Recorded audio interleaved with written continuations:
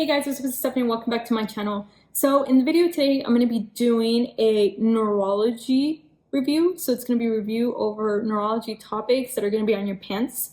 So if you go into the NCCP website, they have a blueprint for topics that you are going to be expected to know and to ensure that you learn them if you don't know them before you take your PANCE. And so I'm going to be going over these topics in this following video. Hopefully this video is helpful for you guys.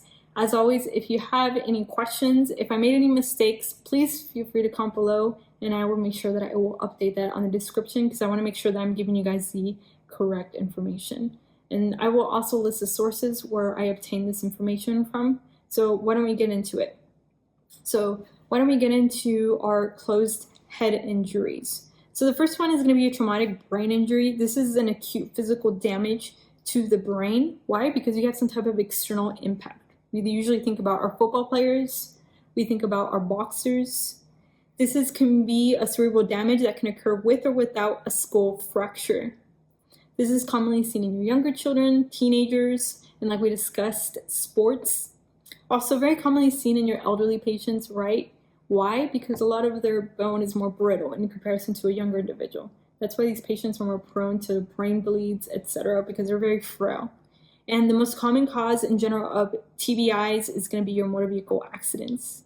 So how is this patient going to present? They're going to present with transient confusion, amnesia, headache, dizziness, nausea and vomiting, change in mood and behavior, impaired consciousness with lucid intervals. Usually these are going to be signs that something more severe is occurring. So with these patients, another thing that can occur is increased intracranial pressure, and that's where we ensure that we do a good neurological exam, right? We look at their pupils. Are they dilated? Are they fixed? Are they responding to our light exam? In addition to that, hemorrhages, seizures, cerebral edema, and like we discussed, focal neurological deficits. So how do we diagnose this? It's going to be a traumatic brain injury with loss of consciousness. Usually in a patient like this, we're going to do a CT without contrast, right? A CT without contrast, this is going to show us whether there's any fracture, is there any midline shift occurring. In addition to that, is there any bleeds? Another thing that we're going to do is a Glasgow Coma scale. So the GCS score, that's where we measure their motor, right? Their verbal, their eye, etc.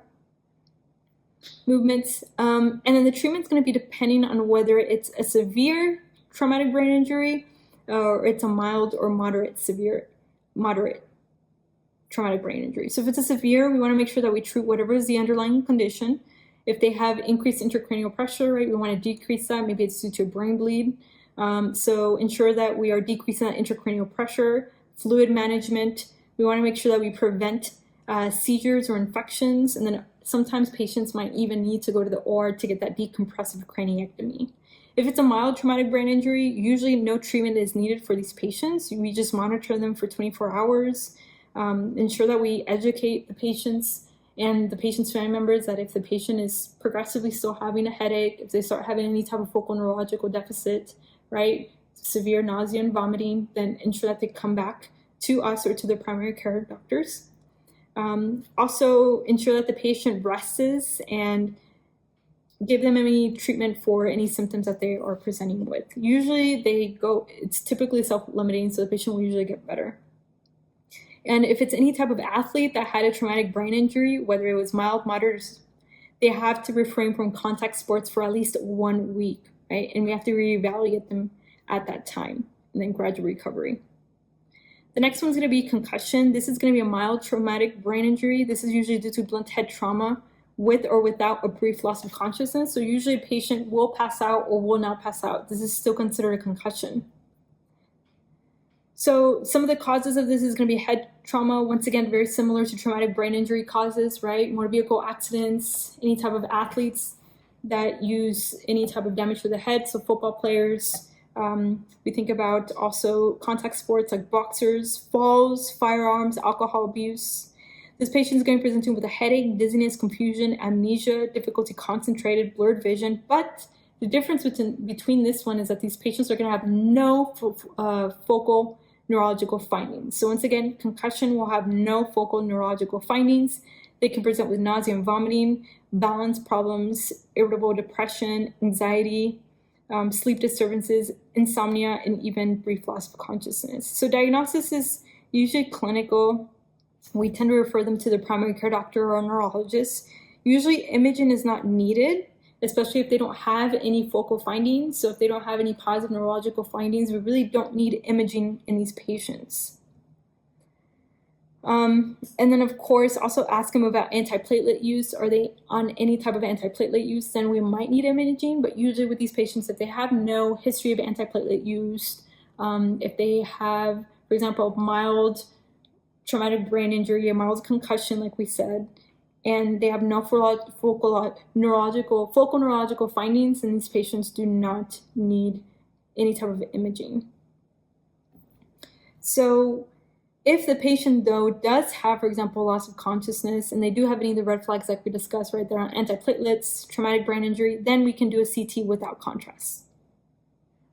So treatment for these patients, initial, right, ABCs, airway, breathing, circulation, ensure that we are monitoring their intracranial pressure, and usually it's supportive treatment, ensure that the patient is following up with their primary care doctor, rest, and then once again, educating the patient to avoid sports for 1 week and reevaluate them for clearance with proper return precautions. Next one's going to be post-concussion syndrome. This is a persistence of symptoms of mild traumatic brain injury beyond typical recovery timeframe. So it's going to be a patient that had, for example, a TBI like months ago or years ago, and they are presenting with still symptoms. So they're going to be presenting with thinking or difficulty thinking clearly, remembering, feeling like they slowed down, difficulty concentrating, difficulty remembering any type of new information. They can have both physical and emotional symptoms. So physical symptoms, usually they'll have headache, nausea, and vomiting, balance problems, dizziness, blurred vision, feeling tired, lack of energy, sensitivity to light and or noise. Emotional symptoms, they'll have irritability, depression, increased emotions, anxiety. They'll have trouble falling asleep. They'll either have hypersomnia, so sleeping too much, or insomnia, sleeping too little. So that's, once again, post-concussion syndrome, and it's usually going to be a patient that had a TBI weeks ago, months ago, or years ago, and they're presenting with these symptoms.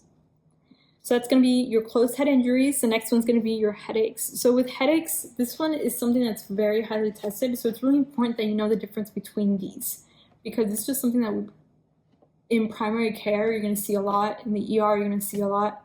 So let's get into each one. So the primary headaches. So why don't we start with migraine? So migraine, we really don't know what the cause is, but we think that it's due to blood vessels spasming or vasoconstriction that causes that migraine headache. So there's increased pressure, inflammation, increased also muscle tension. We think it's also maybe due to hormonal imbalances. So with these patients, it's very commonly found in females. It's more commonly found in females and males. And this is one of those headaches that has a very strong family history. So if they ask you which one of these headaches has a very strong family history, by far, it's going to be your migraine headaches. So if it's, for example, the mother that suffered from migraines and the daughter's coming in with migraines also, that's why. And it's usually commonly found, like we said, in females, and younger females, usually less than the age of 30. And this is going to be the most common complaint of a headache in the ER. So in general, the most common headache is going to be which one? Your tension headaches. But a lot of patients, right, don't go to the ER for a tension headache unless it's recurring or it goes on a lot of days during the week, right, or a lot of days during the month. Usually we don't see patients for tension headaches because you can treat that with an NSAID. But with migraines, those are very severe, they're very debilitating, so that's why it's the most common headache we see in the ER, but in general, the most common headache in general overall is going to be your tension headache. So watch out for that question also. I remember I had a question on it and it really confused me. So the most common headache seen in the ER is going to be migraine, most common headache overall is going to be tension headaches. So for migraines, you have different types. You have your classic migraine, which is going to be with an aura. And then you have your common migraine, which is going to be the most common migraine in general, and that's going to be without an aura. So what's an aura? An aura is going to be any type of scotoma, smell, or tinnitus. So usually a patient is going to be presenting saying that they have they see like lines or colors, different colors, or they start feeling like ringing, and that's going to tell them that there's about a headache or migraine that's going to come on. So that's what an aura is. So a patient can present with a smell, so they'll smell a very distinctive smell, which is very interesting, right? Tinnitus, which is that ringing. Sometimes also they'll see certain things with their vision, lights. Some of the things that trigger headaches are going to be stress, oral contraceptives, menstruation, pregnancy, certain foods like chocolate, cheese, alcohol, smoking, weather. And the thing about this migraine headache and how you can compare it to the other headaches is where it's going to present. So migraine headache is usually going to be unilateral. So a patient's going to be presenting with a very severe unilateral pain. It's severe. It can be bilateral, but usually it's unilateral. And the thing about this one is that it's gradual versus we think about our, for example, our acute onset headaches, right?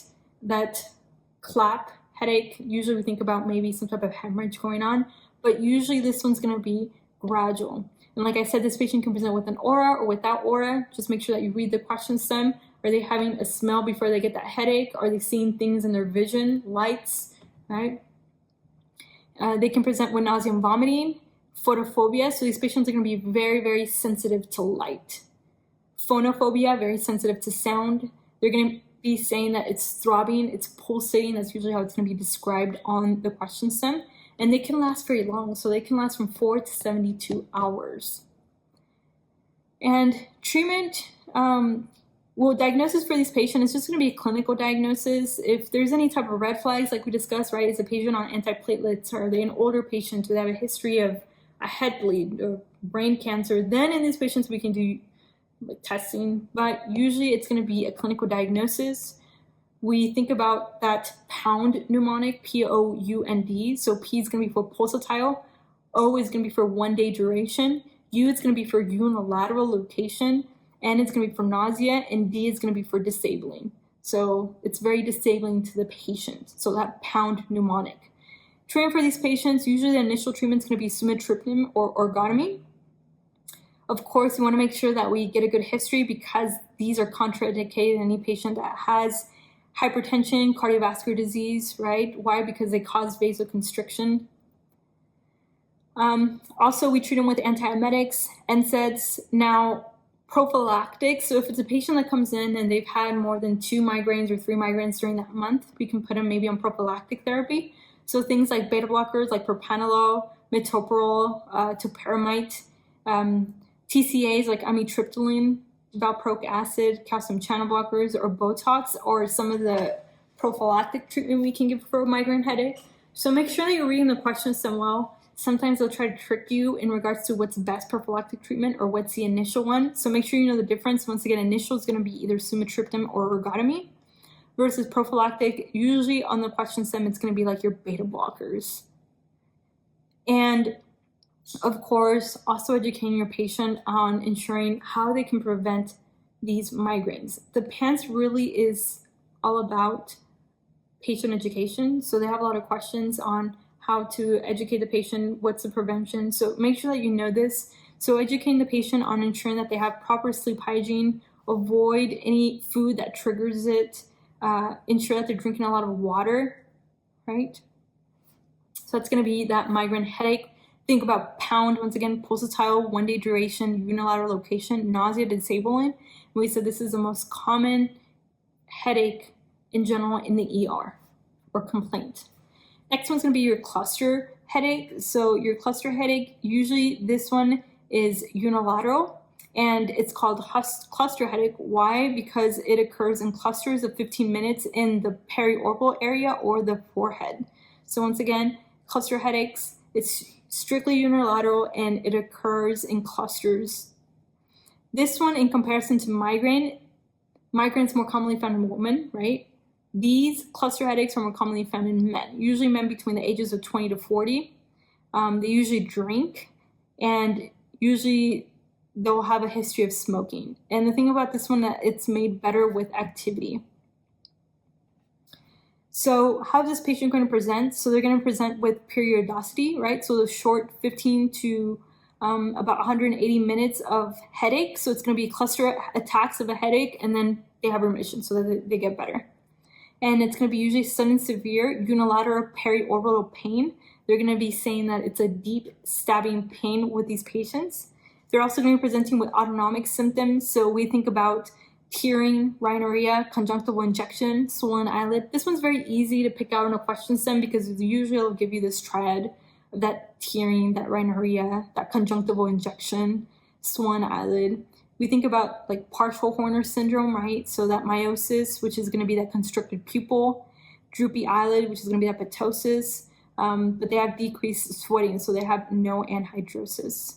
So diagnosis is usually clinical. Treatment is going to be usually with initial sumatriptan subcutaneous or 100% oxygen. Of course, 100% oxygen, usually the answer choice for a lot of these questions. Prophylactics is going to be something like calcium channel blockers like verapamil. So they really like to test you on prophylactic, like I discussed, so make sure you know the difference between prophylactic and initial. So initial treatment is going to be your oxygen, 100% oxygen, versus prophylactic is going to be verapamil, so your calcium channel blockers. Next one's going to be tension headache. Like we discussed, this is the most common primary headache. Some of the etiologies would be things like major depressive disorder, generalized anxiety disorder, stress by far is very, very common. This one gets worse throughout the day, and usually it involves the stress muscles of the neck also. It's sometimes due to poor posture, lack of sleep, dehydration. And how is this patient going to present? They're going to have a bilateral, steady, aching, vise-like head pain. So once again, remember when we were discussing tension and migraines, those are usually unilateral. This one's going to be bilateral. It's going to be usually that tension headache. So it feels like they have a tight band around their head. Sometimes also they'll have a lot of pain around their neck or their posterior portion of their head. They're going to have tenderness to palpation on the neck muscle. Diagnosis is usually clinical. This one can occur also episodic, so they tend to have about 1 to 14 episodes per month. If it's chronic, though, they tend to have more than 15 episodes per month for at least 3 months. So acute treatment for this is usually over-the-counter NSAIDs, right, or acetaminophen. We think about ibuprofen also. Prophylaxis is going to be things like your tricyclic antidepressants like amitriptyline. And then, of course, educating the patient on how to prevent these with relaxation or regular exercise, adequate sleep, and then sometimes even cognitive behavioral therapy. All right, so the next one we're going to go into is going to be our cranial nerve palsies. So we have the first one, which is going to be our Bell's palsy. This is going to weakness or paralysis of muscles on one side of the face due to what? Damage of which cranial nerve? Cranial nerve 7, which is going to be the facial nerve. This is something that's very highly tested, so make sure you know this. So it's going to be weakness or paralysis of muscles on one side of the face due to damage of cranial nerve 7, which involves the facial nerve. So this one's going to be a lower motor neuron lesion. The thing that they like to test about this one is differentiating between a stroke and then Bell's palsy. Bell's palsy, we think about a lower motor neuron lesion versus strokes, that's going to be an upper motor neuron lesion. So once again, our Bell's palsy, that's going to be what? It's going to be a cranial nerve 7 facial nerve. That's what it's going to involve. So usually the cause of this is idiopathic. We think that it's associated maybe with herpes simplex virus or Epstein-Barr virus or varicella zoster virus. Also, sometimes if it presents bilateral, we think about Lyme disease. And so when we think about just in general cranial nerve 7, like where does it innervate the face? So it innervates the taste on the anterior 2/3 of the tongue, the lacrimal glands, so that's why it's involved with the tears. It involves also the sublingual or submandibular glands, so it's responsible for saliva, mucous membranes of the nose, mouth, pharynx. In the ear also it dampens vibrations, it protects from loud noises, and it's both sensory and motor. So if a patient has, right, a palsy or this facial nerve is not working, then of course they're going to be presenting with what symptoms? They're going to have that drooping of the face. So it's going to be the upper and the lower portion of the face. It's going to be drooping. They're going to have absence of the nasolabial fold, drooping of the eyelid or the mouth, and dryness of the eye of the mouth. Hyperacusis also, which is going to be also loss of taste of the anterior 2/3 of the tongue, so usually the tip of the tongue. They'll have otalgia, dysgeusia, which is what? Impairment of taste. inability to close their eyes shut. And so how do you differentiate this from a stroke? So patients are going to be presenting with an entire side of their face that they can't move. So you tell them to put their forehead forward or rise their forehead like this, right? And they won't be able to do that. So all this is not going to, they won't be able to rise their forehead. So all this is just going to be numb, right? It's going to be paralyzed. Versus a stroke, if you tell the patient to go up with their forehead, right? This is going to be spared and only the lower portion is going to be paralyzed. And that's how you can differentiate between a stroke and Bell's palsy. So Bell's palsy, tell them to put their forehead forward, right? All this is going to be paralyzed. Versus a stroke, the forehead is spared. So the forehead is able to wrinkle, but the rest of the face is not. So diagnosis is usually clinical. And like we said, cranial nerve 7 palsy does not spare the forehead. So the forehead is going to be involved in Bell's palsy. And then of course, if we think it might be a stroke, we want to make sure that we rule out a stroke by doing an MRI or a CT scan of the head. Treatment for this, most of these patients will recover in about 3 weeks to 6 months, but we can give them things like prednisone because it's going to decrease that nerve inflammation. Also give them things like artificial tears, eye ointment, tape the eyelids shut, eye patch. We can also give them valsiclovir, right, for 1 week. Why? Because remember we said that we think it's associated with herpes simplex virus or Epstein-Barr virus. So that's why we would give something like valsiclovir or acyclovir. If they have traumatic nerve palsy, or for example, if it's been going on for more than 6 months and it's really affecting the patient's life, then we can go in there and do surgical decompression. So once again, Bell's palsy, it's going to involve that cranial nerve 7, and we think it's associated with either Epstein-Barr virus or varicella zoster virus, although we don't know what the cause is.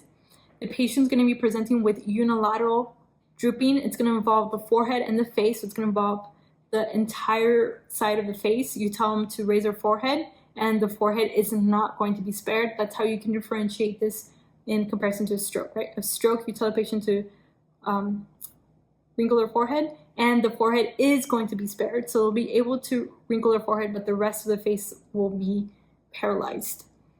These patients usually recover by themselves 3 weeks to 6 months, right? We can give them something like prednisone. We can give them something like acyclovir or valsiclovir, since we think it's associated with Epstein-Barr virus and herpes simplex virus. If it's severe, then in these patients, we're going to do surgical decompression, and this is going to be a clinical diagnosis.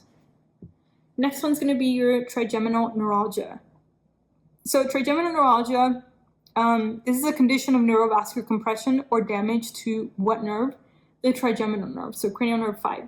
It's really important that you know your cranial nerves, because I can guarantee that you're going to get several questions on the PANCE in regards to your cranial nerves on how to test them, and patient that presents and they're not able to move certain parts of the body, swallow, for example, then what cranial nerves are we thinking that might be affected, or how do you test these cranial nerves?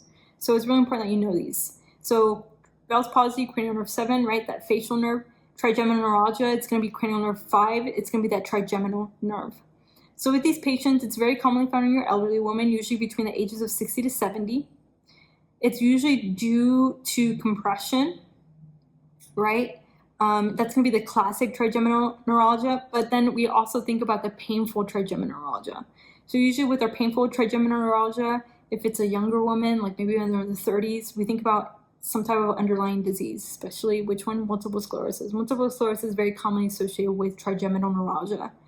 Other things that we think about that are associated with painful trigeminal neuralgia would be tumor, cysts, or any type of ischemia. So with trigeminal neuralgia, this patient is going to be presenting with excruciating, stabbing, unilateral facial pain that is followed by burning ache. The pain usually lasts seconds, and it can occur up to 100 times per day. It's triggered by chewing, talking, or even like light touch to that area. So the patient's going to have an electric shock sensation. Usually the pain is reproducible by just tapping on the area. Diagnosis is clinical, and usually the treatment is going to be, the drug of choice is going to be carbamazepine. We can give them something like gabapentin or lamotrigine, but usually it's carbamazepine. Last line though is going to be surgical decompression. So once again, trigeminal neuralgia, right? It's going to be associated with what nerve? Cranial nerve 5. It's going to be that excruciating, stabbing, unilateral pain. I've read questions that even like if they open their mouth or they try to brush their teeth, it's just really, really painful. And usually it's triggered by just chewing, tucking, or just touching that area like we discussed. And we said that the painful one is usually associated with what, especially if it's a younger woman, 30s, we think about multiple sclerosis. Treatment's going to be carbamazepine. Next one's going to be your lateral rectus palsy. So with this one, they really like to test you in regards to what cranial nerve is associated with this. So we think about cranial nerve 6, right? Our abducens nerves or our motor nerve. This is the most common ocular nerve palsy. So this is usually due to trauma, usually at the superior orbital fissure, right? Pseudotumor cerebri is also associated with lateral rectus palsy, cavernous sinus thrombosis, also tumors, diabetes, right? How is this patient going to present? They're going to have a horizontal diplopia, so it worsens whenever the patient is looking at distant objects. They're going to have also esotropia, which is medial deviation of the affected eye, so medial deviation of the affected eye. They're going to have inability to abduct their eye, so they won't be able to abduct their eye. So I'm looking at you right now. I'm turning my eye this way, for example. They won't be able to abduct their eye, so it's going to go medially. And that's why it involves the abducens nerves. So the patient will rotate their head to look to one side, and it won't be able to do that. So you go this way, and the eye won't be able to do that. Right? The lateral rectus aids in eye movements, especially with abduction, so looking outward. They're going to be presenting with strabismus, and this is usually a diagnosis that is clinically done. Treatment is we usually refer them to a specialist, right? Ophthalmology or neurology. Next one is peripheral nerve palsies. So let's go into carpal tunnel syndrome. So this is going to be a peripheral neuropathy of the hand due to compression of what nerve? It's going to be that median nerve. This is something that they really like to test you, is in regards to what nerves are involved. So once again, this is going to be peripheral neuropathy of the hand due to compression of what? The median nerve. By what ligament? It's usually going to be that transverse carpal ligament. So this patient is going to be presenting with increased pressure. Well, it's due to increased pressure. And it's very commonly found in patients that use their hands a lot. So we think about typists, we think about manual labor, any type of fracture, right? Any type of previous fracture to that distal radius, traumatic dislocations, osteoarthritis, rheumatoid arthritis, pregnancy, obesity, diabetes, and it tends to affect these 3 fingers. So it tends to affect which ones? It tends to affect, usually with these patients, the thumb, the index, and the middle fingers. We usually think about these 3 fingers, 1, 2, and 3, thumb, index, and middle finger. This is something that's very commonly tested, so make sure you know this. It can even affect half of the radial finger, so radial half of the ring finger, and usually it's worse at night. The patient can also have sensory symptoms like pain, tingling or numbness, burning sensation, and paresthesias. They'll have motor symptoms like weakness and clumsiness of the thumb. Severe, usually it's when they have atrophy. Diagnosis is usually a clinical diagnosis. What they really like to test on this is the exams that you're going to do. So for example, we have your hand elevation test. We have the Tinel's test, which is where you tap over that median nerve and it's going to reproduce that tingling. I actually do have carpal tunnel, and when I do that, it does reproduce that tingling. In addition to that, another exam that you can do for these patients is going to be your phalanx test. So that's when you tell the patient to go like this, and they do it for about 30 seconds to a minute, and you're able to reproduce that tingling again, which is really effective. I do it all the time, and yeah, it's positive for me. Another test that you can do is going to be the Durkin's test. That's where you just like compress that nerve. You confirm this with usually a nerve conduction study. You can also do conservative treatment like immobilization with a volar splint, steroid injections like triamcinolone, short-term NSAIDs. That's usually going to be treatment. So usually the best treatment for this is going to be conservative. So it's going to be those volar splints that they're going to use whenever they go to sleep. I've caught myself sleeping like this a lot, and that's usually why we put these at night, is because a lot of patients will sleep like this, and they're putting even more pressure on that nerve. So that splint is going to help with that, and they can wear it during the day also with these splints. Another thing that you can do is a steroid injection like we discussed, but usually we don't do steroid injections. Why? Because it just is going to further like especially long-term steroids, you only do a few of them, because if you keep doing steroids, it can actually atrophy that muscle in that area. So that's why we stay away from steroids with these patients. Short-term NSAIDs, and usually the definitive treatment, if it's a patient that's been suffering with this for a very long time, it's really affecting their life, and they tried everything, then we can do surgical release of that transverse carpal ligament. Next one's going to be complex regional pain syndrome. This is going to be chronic prolonged pain in a body region, usually most commonly found in the upper extremities and lower extremities. It's more severe than expected. Usually the cause is idiopathic. Sometimes we think it's associated with some type of previous soft tissue injury or fracture, surgery, or a vascular event, like did they have a previous heart attack, a previous cerebrovascular accident like a stroke. Commonly found in your patients between the ages of 40 to 50, more commonly found in the upper extremities than the lower extremities, and more commonly found in females. So this patient is going to be presenting with pain, swelling, skin changes, vasomotor instability, extreme pain to light touch, burning pain. They'll have allodynia, also decreased range of motion and strength. Diagnosis is usually clinical diagnosis. It's going to be persistent pain that's disproportionate to injury, sensory, vasomotors, edema, motor trophic symptoms, or changes. So it's going to be a patient that presents, right, and you just can't find the cause of it. So usually with these patients, treatment first lines can be physical therapy and or occupational therapy plus NSAIDs. You can also give them something like gabapentin. Trigger point injections is another thing that we can do. Nerve block, low dose tricyclic antidepressants, topical lidocaine, and then of course the last thing is going to be surgery or spinal cord stimulation. Next one's going to be Guillain-Barré syndrome. This one's something that's also very commonly tested, so make sure that you know this.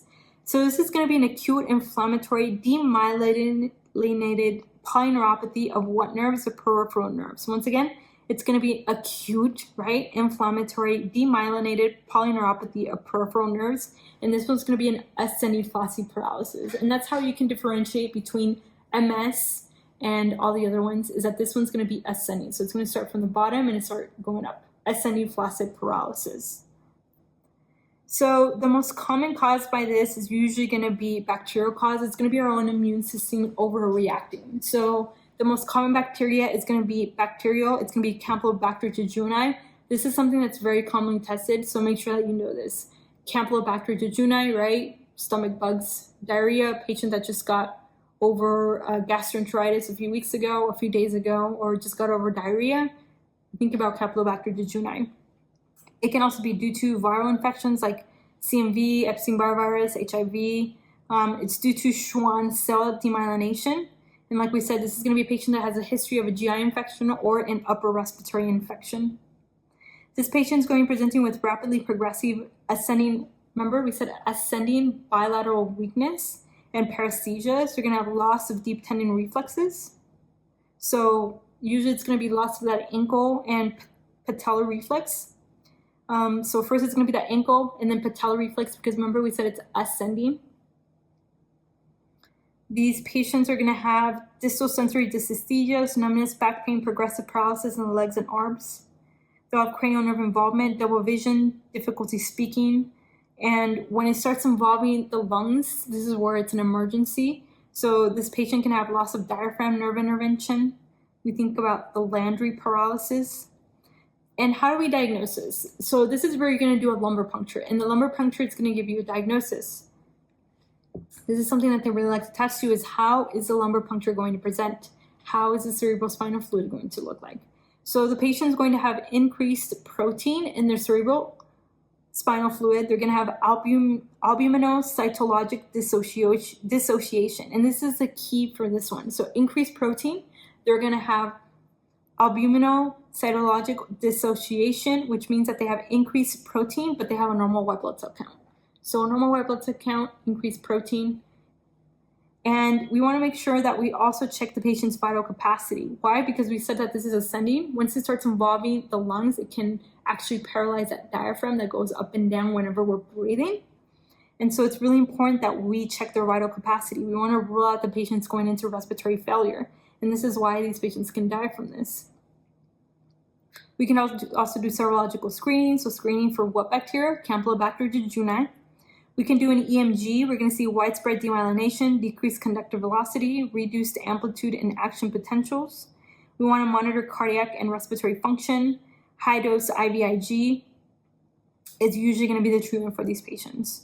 So with these patients, like we said, treatment in general is we want to make sure that we monitor it, make sure that the patient doesn't go into respiratory failure or respiratory distress.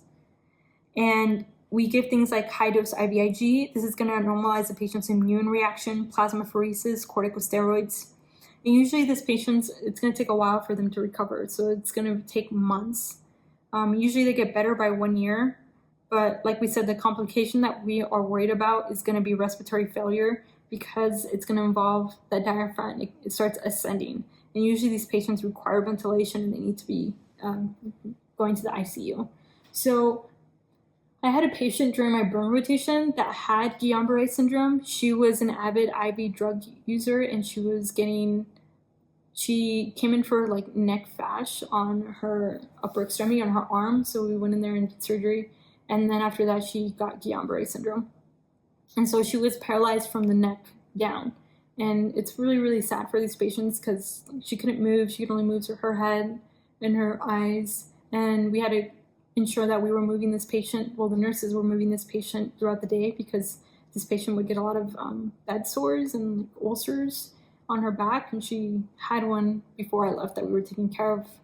And it's really sad because they're just paralyzed. They can't move. And we're just ensuring that we're just monitoring her respiratory rate, her oxygen. Next one's going to be peripheral neuropathies. This is going to be this is usually electrodiagnostic testing that precedes lab testing when patient is diagnosed with a polyneuropathy. So there's different types of polyneuropathies. Usually we think about, for example, the sciatic nerve. This is usually a buttock injury. It's usually due to hip dislocation, decreased knee flexion. This patient is going to be presenting with a foot drop, right? Treatment, usually analgesics or physical therapy. Surgery also if needed. We think about myalgia paresthetica. This is something that's very commonly tested. So this neuropathy is usually due to the lateral femoral cutaneous neuropathy. This patient is going to be presenting with upper thigh numbness, usually found in obese or pregnant patients, and treatment is usually loose clothing, weight loss, right? How I've read this question is a patient that like certain clothing just hurts a lot. So that's why you tell them to ensure that they're wearing loose clothing, not putting a lot of pressure on that nerve. The other one that's commonly tested is going to be that common peroneal nerve. This is usually associated with a proximal fibula injury, and it usually is associated with that foot drop. So if you have a patient that presents with a foot drop, treatment for this is usually an ankle splint. Also radial nerve palsy. We think about Saturday night palsy. This one's also very commonly tested, so it's usually due to drinking. This is going to be a patient that just recovered from drinking, and they wake up and they have that wrist drop, right? So this is going to be that wrist drop, that radial nerve palsy. So it's also associated with humeral shaft fractures, and the patient's going to be unable to extend their wrist. Treatment for this is going to be a wrist splint. The other one's going to be your ulnar nerve palsy. This is usually due to an elbow injury, which makes sense because that's where the ulnar nerve passes. This patient's going to have decreased finger adduction and decreased thumb grasp. That's the one where you put a paper and you take it out and they won't be able to do that. They won't be able to hold on to that piece of paper. And usually they have that 4th and 5th digit paresthesias. And then, of course, the very common one is going to be your diabetic neuropathy. This is usually a polyneuropathy. It's usually in the extremities. We think about the fingers, feet. Usually this patient's going to be presenting with a numbness or tingling, that stocking glove pattern. Treatment is going to be with gabapentin, tricyclic antidepressants. And then, of course, ensuring that we treat the main cause, which is going to be what? Their diabetes, right? Ensuring that we control their glucose. So once again, the common ones that are very commonly tested is going to be which ones? That foot drop is going to be what nerve? That common peroneal nerve. It's going to be treated by an ankle splint. The wrist drop is going to be what? That radial nerve palsy, wrist splint. The decreased finger adduction or the thumb grasp, or you tell them to do the OK sign, they won't be able to do that. Usually these patients, we think about which one? The ulnar nerve palsy. So make sure you know these are very commonly tested. And then if it's that stocking glove, like tingling and numbness on their hands, their feet, we think about diabetes.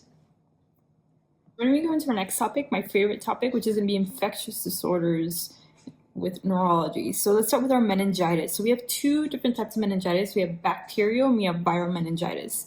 So bacterial meningitis is an infection of the meningeal tissue in the brain or spinal cord via a bacterial organism.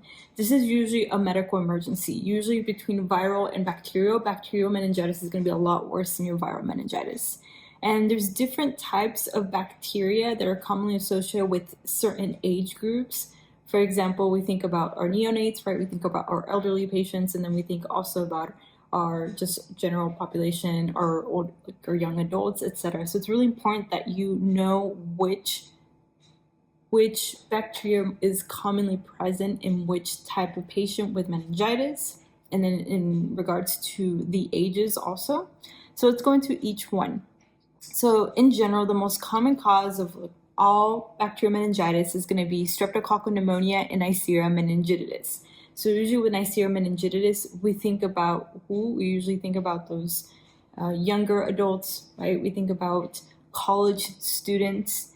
And usually what happens is that sometimes it's due to multiple causes, either trauma or neurosurgical procedure, like a direct inoculation. Sometimes ourselves, we can do it.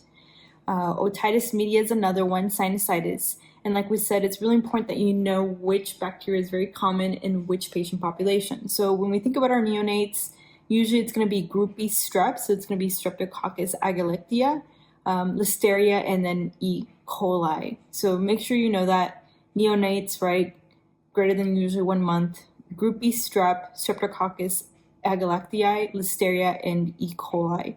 Usually in our infants, which are between 1 to 23 months, we think about Streptococcus pneumonia, Neisseria meningitidis, group B strep, Haemophilus influenza, and E. coli. In regards to our adolescents, we think about Neisseria meningitidis, right, and or adults, Streptococcus pneumonia. And any patient that's greater than 50, if they're immunocompromised, we think about Streptococcus pneumonia and Neisseria meningitidis. But by far, the most common one is going to be Streptococcus pneumonia and Neisseria meningitidis. So how is this patient going to present? They're going to have a fever, stiff neck is usually what's going to give it away. It's going to be that stiff neck, that nuchal rigidity. They can also present with altered mental status, a headache, photophobia, which is they're very sensitive to light, malaise, nausea and vomiting, confusion. And these patients are going to have a positive Brzezinski sign, not Babinski. Babinski is something else, and that's where they really like to confuse you. It's going to be a positive Brzezinski sign. That's when they bend their neck and they have excruciating pain. And they're also going to have a positive Koenig test, which is where the patient kicks out their legs. So other things and other physical exam findings that you can find for meningitis, a specific one for Neisseria, is usually going to be your petechial rash, right? You're going to see that petechial rash throughout the body, and then usually you think about a patient with Neisseria meningitidis. Seizures, also the patient's going to have decreased consciousness, and then they can also present with papilledema. Usually with papilledema, we're usually thinking about increased cranial pressure in these patients. So the next one is going to be just how do we diagnose bacterial meningitis in general? So it's really about these 3 steps and the order and how you're going to get these 3 steps. The first thing we want to do is we want to obtain blood cultures. It's really important that we obtain blood cultures before we administer antibiotics because sometimes it might not be very sensitive or we won't get the specific antibiotic for the specific organism that is causing meningitis in the patient. So we want to obtain the blood cultures. That's where we're going to see increased neutrophils. Then we can administer antibiotics, and then we can do a CT of the head plus a lumbar puncture. Usually we do a CT of the head just to make sure that there's not any sign of increased intracranial pressure, right, before we go in there and do a lumbar puncture. So on the lumbar puncture, what we're going to see is that we're going to see an increased opening pressure, cloudy fluid, increased PMNs, so you're going to see a lot of neutrophils, white blood cells, increased protein, and usually the glucose in the cerebrospinal fluid is going to be decreased. And this is how you can differentiate between a fungal meningitis, a viral meningitis, and then a bacterial meningitis. This is something that's very important, and it's really important that you know. So once again, how I think about this, and one of my classmates actually said this, and it kind of stuck in my head. So if it's helpful, definitely use it. Is that bacteria love to eat glucose. They love sugar, so that's why the serum glucose is going to be low, and they poop out protein. So that's why their protein is going to be high. So once again, on the lumbar puncture, it's going to be increased opening pressure.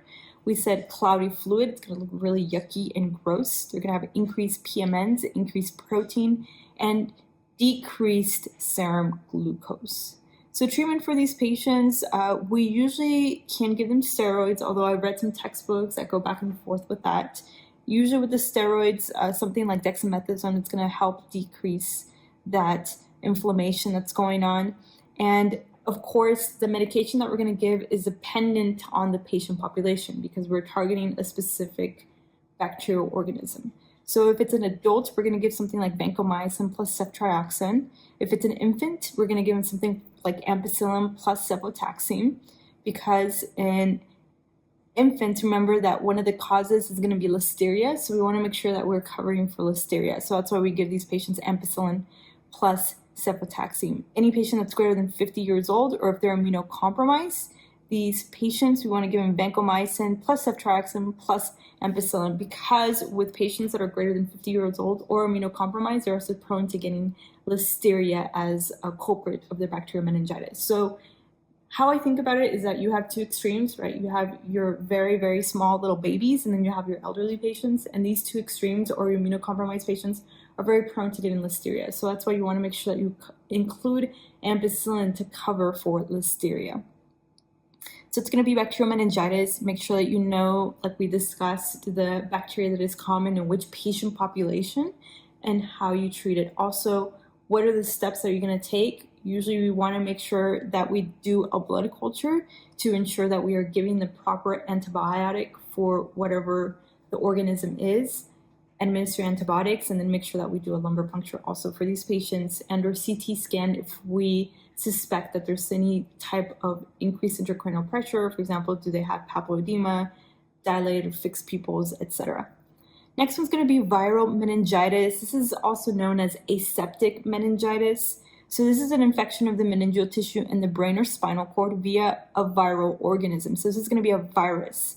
The most common viruses are going to be your enteroviruses, echovirus, herpes simplex virus, mumps virus, and then also lymphocytic choriomeningitis virus. How is this patient going to present? So they're going to present very, very similar like bacterial meningitis, but the symptoms are going to be milder in viral meningitis in comparison to bacterial meningitis. So for viral meningitis, you're going to present you with nausea and vomiting, headache, neck pain, photophobia, malaise, fever, rash. And usually you can see certain things, once again, physical exam findings, depending on what virus is causing your meningitis. So if it's herpes simplex virus, we'll usually see those skin lesions, those vesicles. If it's mumps, we usually see that parotid swelling. And if it's West Nile virus, which is usually transmitted by a mosquito, they'll have flaccid paralysis with a rash. So diagnosis, we're going to do a lumbar puncture. And the difference on the lumbar puncture with bacterial meningitis and viral meningitis is that with viral meningitis, you're going to see a normal opening pressure. The fluid's going to be clear. They're going to have increased lymphocytes, but they're going to have a normal glucose. So once again, that's how you can differentiate viral from bacterial, is that viral is going to have that normal opening pressure, clear fluid, increased lymphocytes, and then a normal glucose. So usually treatment for these patients is usually we'll start empiric antibiotics because, like I said, they can present very similar to bacterial meningitis, and bacterial meningitis is deadly if we don't treat it soon. So usually we'll start empiric antibiotics in these patients until we've confirmed it's a viral cause. But usually, since it's a virus, with all viruses, what we do, it's usually just supportive care. So we can give usually NSAIDs for the fever, like acetaminophen. If we do isolate the virus that is causing the viral meningitis, and if it's herpes simplex virus, what do we give? Remember, acyclovir or antiviral. So we can give IV acyclovir. If we suspect that it's due to tuberculosis, and we can give RIPE, which is going to be the rifampin, isoniazid, pyrazinamide, and ethambutol plus dexamethasone. If it's a fungal cause, we can give something like amphotericin plus 5-FU. So the next one's going to be encephalitis. This is going to be an infection of the brain parenchyma that's usually caused by a viral infection. So this is also very, very life-threatening. So when we're thinking about meningitis, we think about bacterial meningitis being very life-threatening in comparison to viral meningitis. Encephalitis, usually the majority is caused by a virus, and this is very, very life-threatening. And once again, it's usually caused by viruses. The most common virus is going to be your herpes simplex virus. It's also caused by arboviruses, usually those viruses that are transmitted by mosquitoes, varicella zoster virus, mumps, poliovirus, rhabdovirus, Coxsackie virus, flavivirus, and then even measles. So this patient's going to be presenting with altered mental status. Usually they're going to be saying that the patient's been acting altered for more than 24 hours or for more than a day. They're going to present with fever, headache, and the difference with this one is that they're going to present with focal deficits. So they're going to have those hemiparesis, cranial nerve palsies. Another thing with this one and how you can differentiate it from meningitis is that encephalitis usually presents in your question stems with change in personality. So it's going to be a patient that is just completely different than how they were before. So look for that in the question stems. They're going to have speech or movement problems, seizures, and diagnosis for these patients. The first thing we want to do is we want to do a CT of the head because we want to rule out any type of bleed or anything that might be occupying the brain, right? That might be pressing up on the brain that is causing that inflammation, or an MRI. So usually an MRI, it's very, very sensitive for herpes simplex virus, and usually with herpes simplex virus, then we're going to see the temporal lobe edema. We're also going to do a lumbar puncture for these patients. We're going to see increased red blood cells. We're going to see leukocytes, increased protein, but normal glucose. Why? Because it's a virus. Remember we said that a bacteria likes to eat glucose, so they're going to have decreased glucose, increased protein because they like to poop out protein. And usually we'll do a culture and gram stain just to make sure that we rule out any bacterial causes. And last resort, say that we just cannot, when we don't know what the cause is, then we can do a brain biopsy. So usually with these patients, we want to make sure that we're doing our ABCs for treatments, or airway, breathing, circulation. How are they breathing? Do we need to intubate them, give them fluids? Also put them on seizure precautions because a lot of these patients are prone to getting seizures. Also, we want to make sure that we manage the fever and the pain. Usually it's supportive, so we'll give things like antipyretics, anti-seizure medications. We want to make sure that we're lowering the intracranial pressure. And then, like we discussed, a lot of these patients have problems breathing, so we might have to mechanically ventilate them. Now, the treatment is going to be, once we've done all that, dependent on, of course, the virus that is causing your encephalitis. And like we said, the most common cause of encephalitis is going to be herpes simplex virus. So usually with these patients, we'll give IV acyclovir as soon as possible. We want to make sure that we're also monitoring the kidneys on patients with acyclovir. For cytomegalovirus, we'll give ganciclovir plus or minus with or without foscarnet. And to decrease that intracranial pressure, because a lot of these patients do present like that, we want to make sure that we're keeping the head up, and then we're giving them mannitol. It's going to help decrease that intracranial pressure. So once again, encephalitis, the most common cause is going to be herpes simplex virus. Look for that altered mental status for more than 24 hours, the personality changes, and then usually those focal deficits. The next one's going to be meningococcemia. This is going to be a dissemination of meningococci. So usually we think about Neisseria meningitis that has just gone throughout the body. It's disseminated into the bloodstream. It's very rare. And usually these patients are going to present with meningitis. On top of that, it's going to be septicemia. So it's not only in the brain, it's all over their body. So the most common cause is going to be Neisseria meningitidis, right? It's going to be either your gram-negative diplococci, very commonly found in your college students and also your military recruits. Any area that is like they're in close proximity to each other. Usually with these patients, they're going to be presenting with sudden onset with rapid progression. They're going to have fever, hypotension, headache, once again, that nuchal rigidity, altered mental status, arthralgias. Why? Because it's disseminated. It's all over the body. Petechial rash with gray necrotic centers. And diagnosis is usually a clinical diagnosis. We want to make sure that we confirm this cell with a blood culture, with gram stain, and then, of course, a lumbar puncture. For these patients, we're going to give them vancomycin plus ceftriaxone. So let's go into our encephalopathic disorders.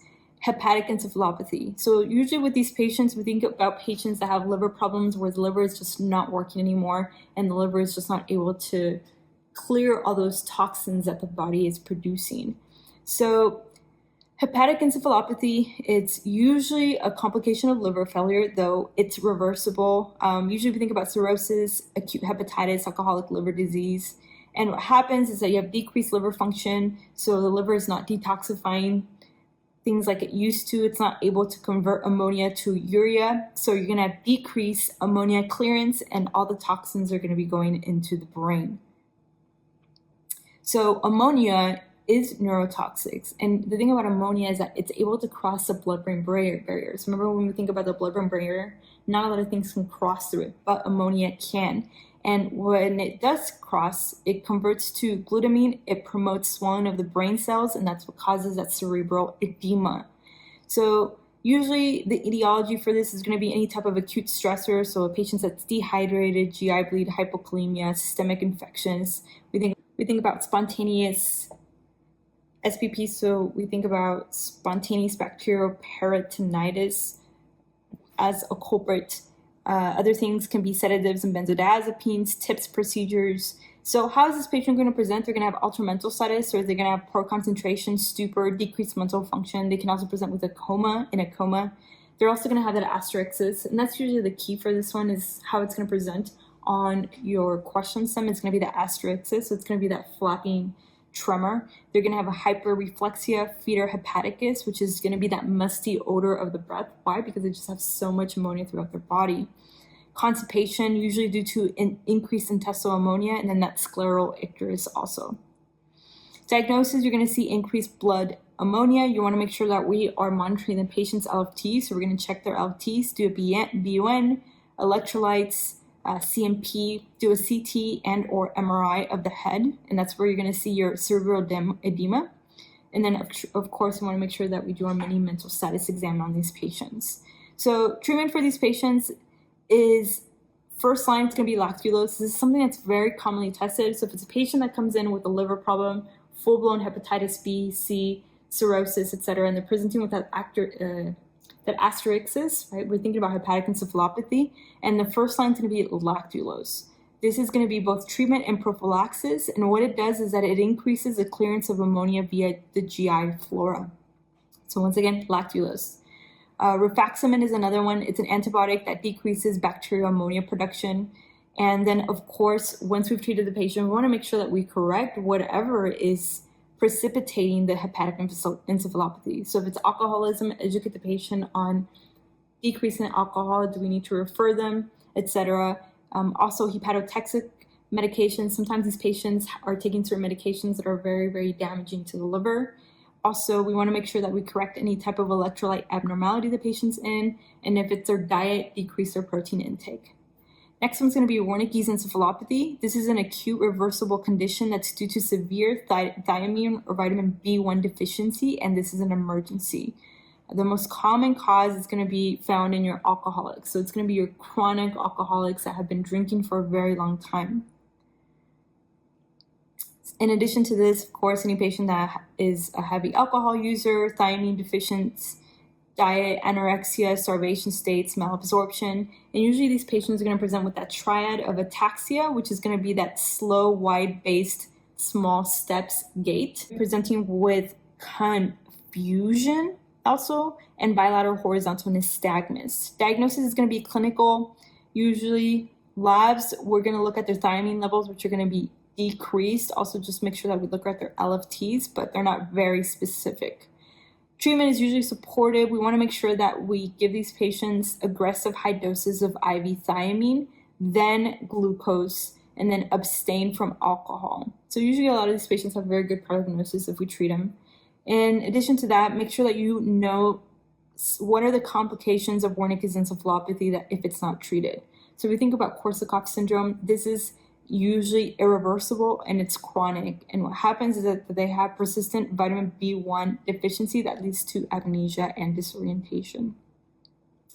Next one's going to be your Reye's syndrome. Usually when I think about Reye's syndrome, I think about children, and that's usually how it's going to present in your question stem. It's an acute non-inflammatory hepatic encephalopathy resulting in fatty liver. It's very rare, and it's usually associated with children who take aspirin.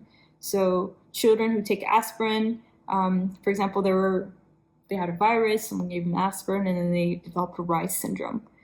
So what happens is that usually aspirin metabolites inhibit mitochondrial enzymes, which causes increased ammonia.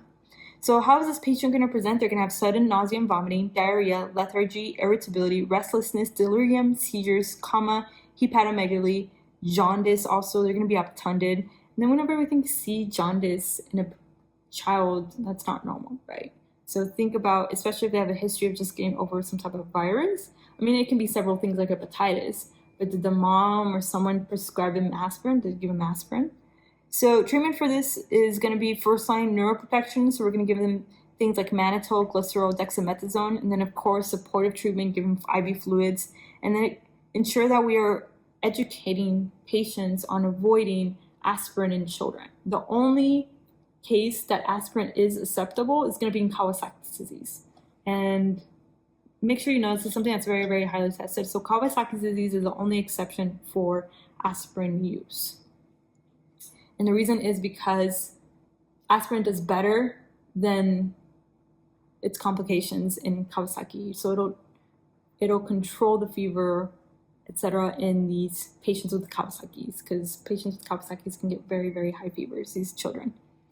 So let's go into our next one, which is going to be our neurocognitive disorders. So let's start with delirium. It's really important that you know the difference between delirium and dementia, and you're able to differentiate each one, because this is something that's very highly tested and they really like to ask you about. So delirium.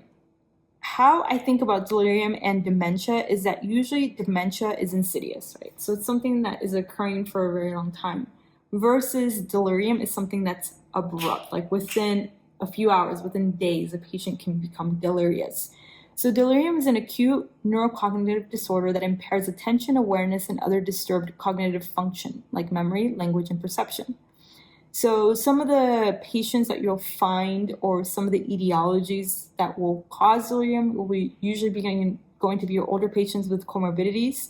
I usually think about urinary tract infections, for example, polypharmacy, patient that's taking just a lot of medications. Also, with this one, like we discussed, it has an abrupt onset. Some of the risk factors for delirium is going to be a patient that just had surgery, pain medications like opioids, how are they sleeping, losing sleep, chronic fatigue, do they have any type of underlying disorder like we discussed, constipation, pneumonia, urinary tract infections, especially in your elderly patients. I remember we had a patient, it was during my psychiatry rotation. She had been transferred from a nursing home to our psych hospital, and they were saying that she was just altered, just not acting like she was normally. And we ended up doing a UA on her, and she had a urinary tract infection. So, and she was an older patient. She was like, I think 84 or 85. She was an older patient. And the daughter I came in, she said she's never like this. She's usually she's a regular person. She's lucid, and she was not being lucid at this time. So always think about your secondary causes, like a urinary tract infection. Do they have a catheter, right? An indwelling catheter that maybe caused a urinary tract infection. So how is this patient going to present? They're going to have disorientation, illusions, agitation, emotional lability, apathy, withdrawal, impairment to memory and attention, altered mental status. And the thing about this one is that the severity will fluctuate throughout the day. So it worsens in the evening. And usually we think about this sundowning in our patients. So how do we diagnose this? We can do in a confusion assessment method algorithm. Usually we diagnose this with delirium if the first 2 points and either point or 0.34 are present. And usually, like we discussed, this is going to be an acute onset, fluctuating course. They're going to have inattention, disorganized thinking, ultra level of consciousness. And then we want to make sure that we treat whatever is the underlying cause of the delirium. So is it an infection? Treat the urinary tract infection. Is it trauma? Also, discontinue any type of medications. Benzodiazepines especially tend to worsen delirium. Anticholinergics, for example. We want to make sure that we eliminate anything that is further worsening the delirium. So help the patient feel comfortable and oriented, right? Ensure that we're telling them what time it is. That way we can avoid things like sundowning. Maybe even with these patients, another thing that we can do is reduce extra noise and stimulation. Glasses, hearing aids. Also, with these patients, it's really important that we avoid restraints because we can actually make this worse. And then also we want to make sure that with these patients, if of course they are being very, very erratic, we just cannot control them, then we can do something like haloperidol and or risperidone, only of course if it's severe. But usually with these patients, just ensuring that we treat the underlying cause. There's always something that is causing the delirium, whether it's a certain medication like benzodiazepines in elderly patients, or whether it's an underlying infection like a urinary tract infection. So the next one's going to be dementia. This one, like we discussed, is chronic. So it's chronic. It's going to be usually months to years, and it's an acquired decline, impairment in speech, poor memory, reasoning, intellectual function, and or spatial awareness.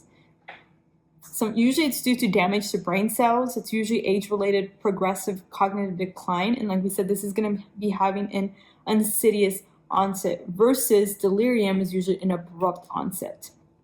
Most common cause is usually Alzheimer's disease, about 50% of causes of dementia. Some of the risk factors is going to be our older patients, so older than the age of 65.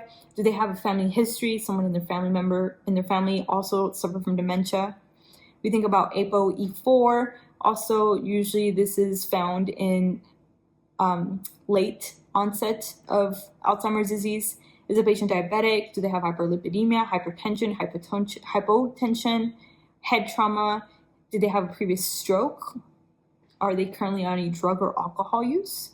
So how is this patient going to present? They're going to have mild cognitive impairment, and they're going to be presenting with getting lost, usually personality changes, diminished problem-solving, task difficulty learning, impaired judgment, language problems.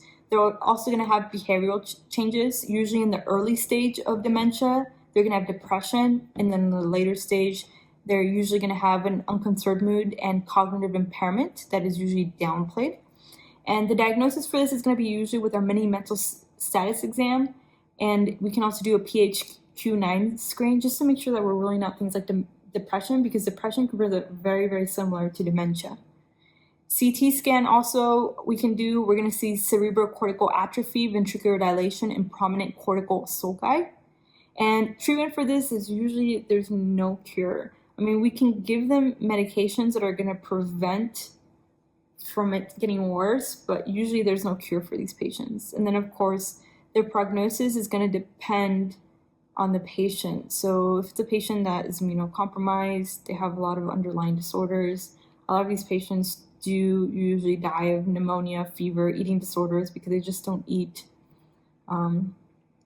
Some of the patients that, for example, I would see that would come in to us that were transferred from hospitals, from nursing homes, is that a lot of them were, for example, hypernatremic because they weren't even drinking water.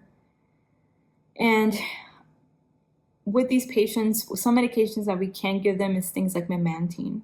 So once again, make sure that you know the difference between delirium and dementia. So like we said, delirium is usually going to be an abrupt onset versus dementia is just usually chronic. It's insidious.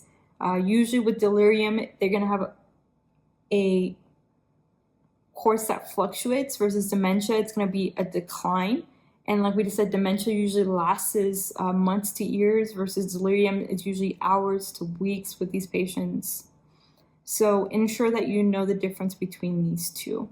Another thing is that with dementia also, they don't really suffer from hallucinations or illusions versus delirium, they do. So with delirium, they're going to be complaining of illusions, hallucinations. They're usually agitated.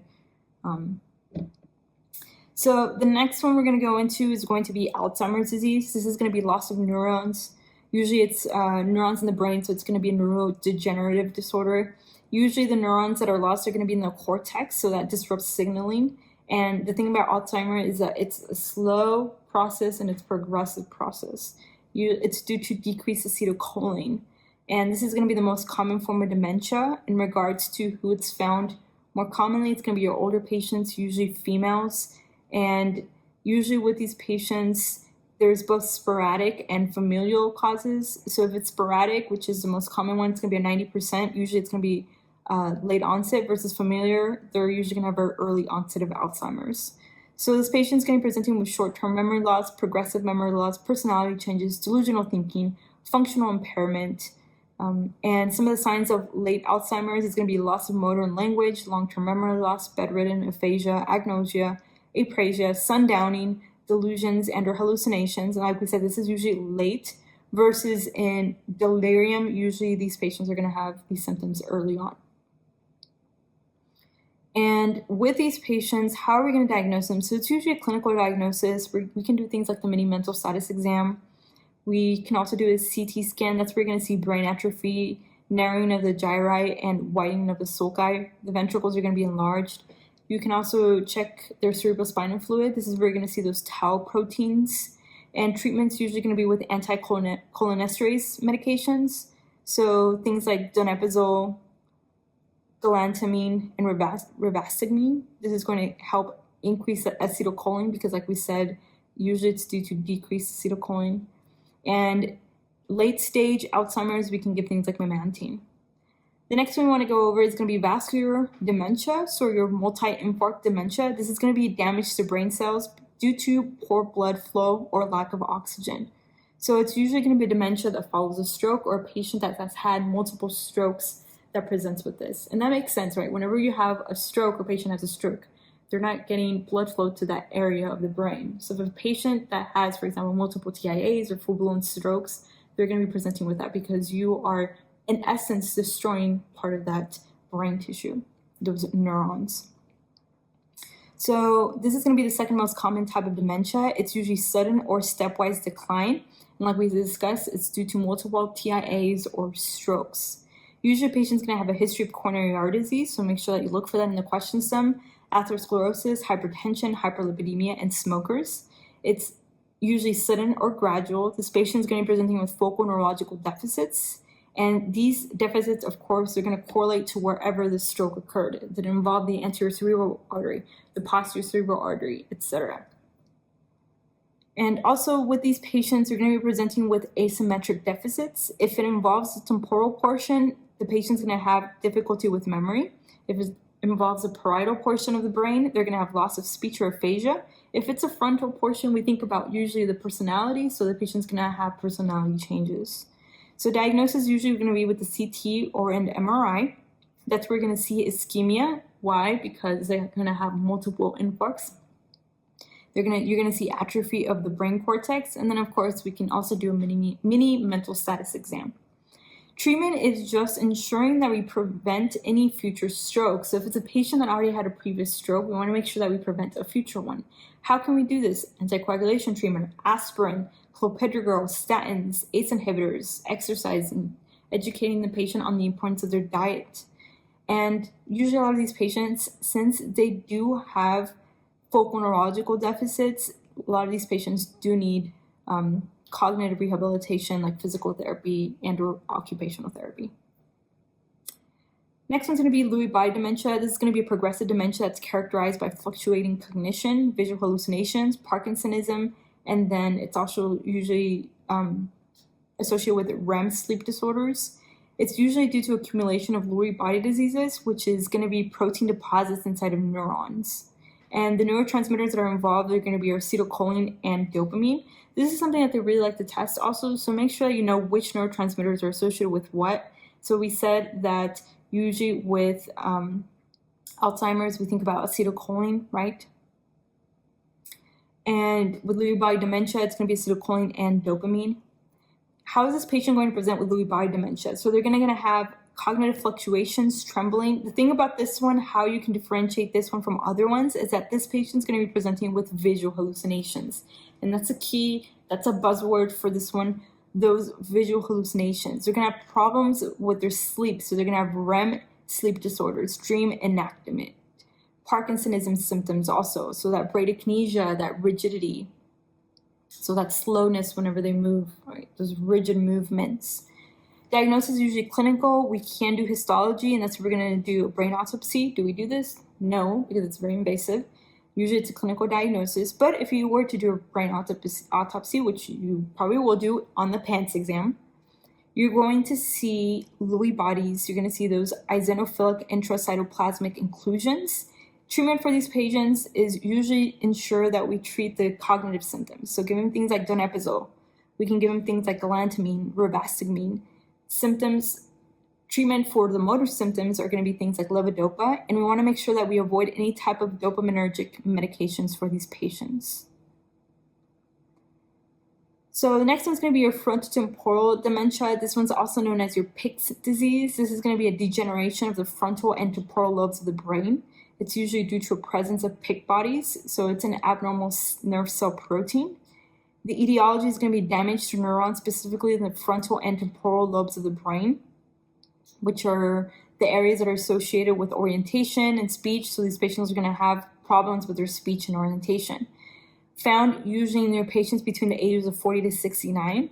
And how is this patient going to present? They're going to have personality and social behavior changes. So this is the one that it's that dirty uncle that's just making all these sexual remarks. They'll have disinhibition, apathy, compulsiveness, invading other spaces, worsening manners, and social abilities. Because like we said, this usually affects their personality and social behavior. So they don't really have a filter, one can say, right? Also, they can present with aphasia, memory deficits. Diagnosis is usually a clinical diagnosis. We can do an MRI. You're going to see atrophy of the frontal temporal lobes because what do we think about the frontal lobes, for example? Those are the areas that are found with personality, right? The definitive diagnosis is going to be a brain autopsy. Do we do that? No, but in the PANCE, you might have a question on this. So you're going to see your PIC bodies, which are going to be your intracellular aggregates of tau proteins. Treatment is usually we give symptomatic treatment. We can give them things like an SSRI, supportive, and just make sure that we monitor these patients. So next one's going to be your Creutzfeldt-Jakob disease. Creutzfeldt-Jakob disease. This one is very, very rare. This is a rapid progressive neurodegenerative dementia at early age due to misfolded prions. So if it's a patient that presents with dementia symptoms and they're very young, think about Creutzfeldt-Jakob disease. So like we said, this is usually found in young adults. It's an infectious disorder.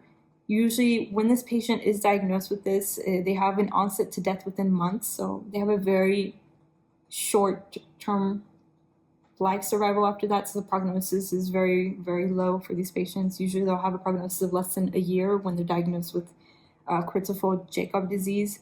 It's going to be a rapid progressing dementia and cognitive impairment, motor deficits, and seizures. And this patient's going to have those myoclonic jerks. Diagnosis, we can do a lumbar puncture. This is we're going to see the 14-3-3 protein in the cerebrospinal fluid. We're going to do an EEG. We're going to see your sharp triphasic wave complexes. And then, of course, the definitive diagnosis is going to be an autopsy of the brain. Do we do that? No. And that's where you're going to see those. I'm not sure if you've seen those pictures of the brains that they literally have holes in the brains. And that's where you're going to see that spongiform encephalopathy. It literally looks like a sponge because there's so many holes in the brain. Unfortunately, there's no current treatment for this. It's just supportive and palliative care. It's very, very sad, but it's very rare. That's a good thing. Next one's going to be your normal pressure hydrocephalus. So this is usually due to decreased cerebrospinal fluid absorption. So the cerebrospinal fluid is not going to absorb, so you're having an increased amount. Etiologies can be multiple things. It can be idiopathic, subarachnoid hemorrhage, traumatic brain injury, neurosurgery, meningitis. And usually with these patients, we think about the 3 W's, right? Wet, wobbly, and wacky, or wet, weird, and wobbly, whichever one you've heard. Wet, weird, and wobbly, or wet, wacky, and wobbly. So wet is because they're going to have urinary incontinence, weird, dementia, wobbly, shuffling, or wide-based gait and or ataxia. Make sure that you look for this in a question sum. The questions I've had is usually an older patient, like they're 66 or 67, and they have, like we said, urinary incontinence. So they're usually urinating themselves. They have like very weird personalities, or they can be even altered, and then also when their gait is just off.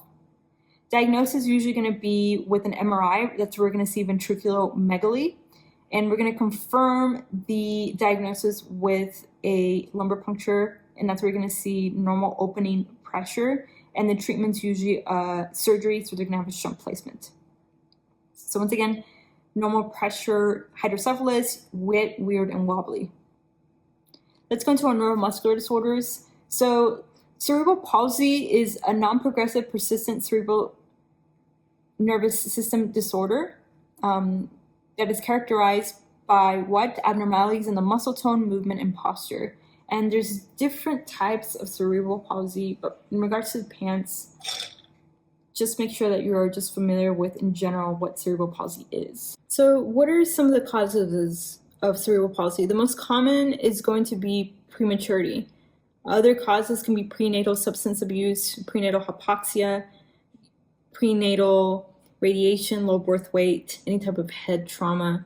I have a friend who just had a child and was born with cerebral palsy. And what happened is when they had the baby they characterized was not breathing, had no pulse, etc. After multiple CPR, the baby was able to come back after several minutes, but due to lack of oxygen to the brain, they developed cerebral palsy.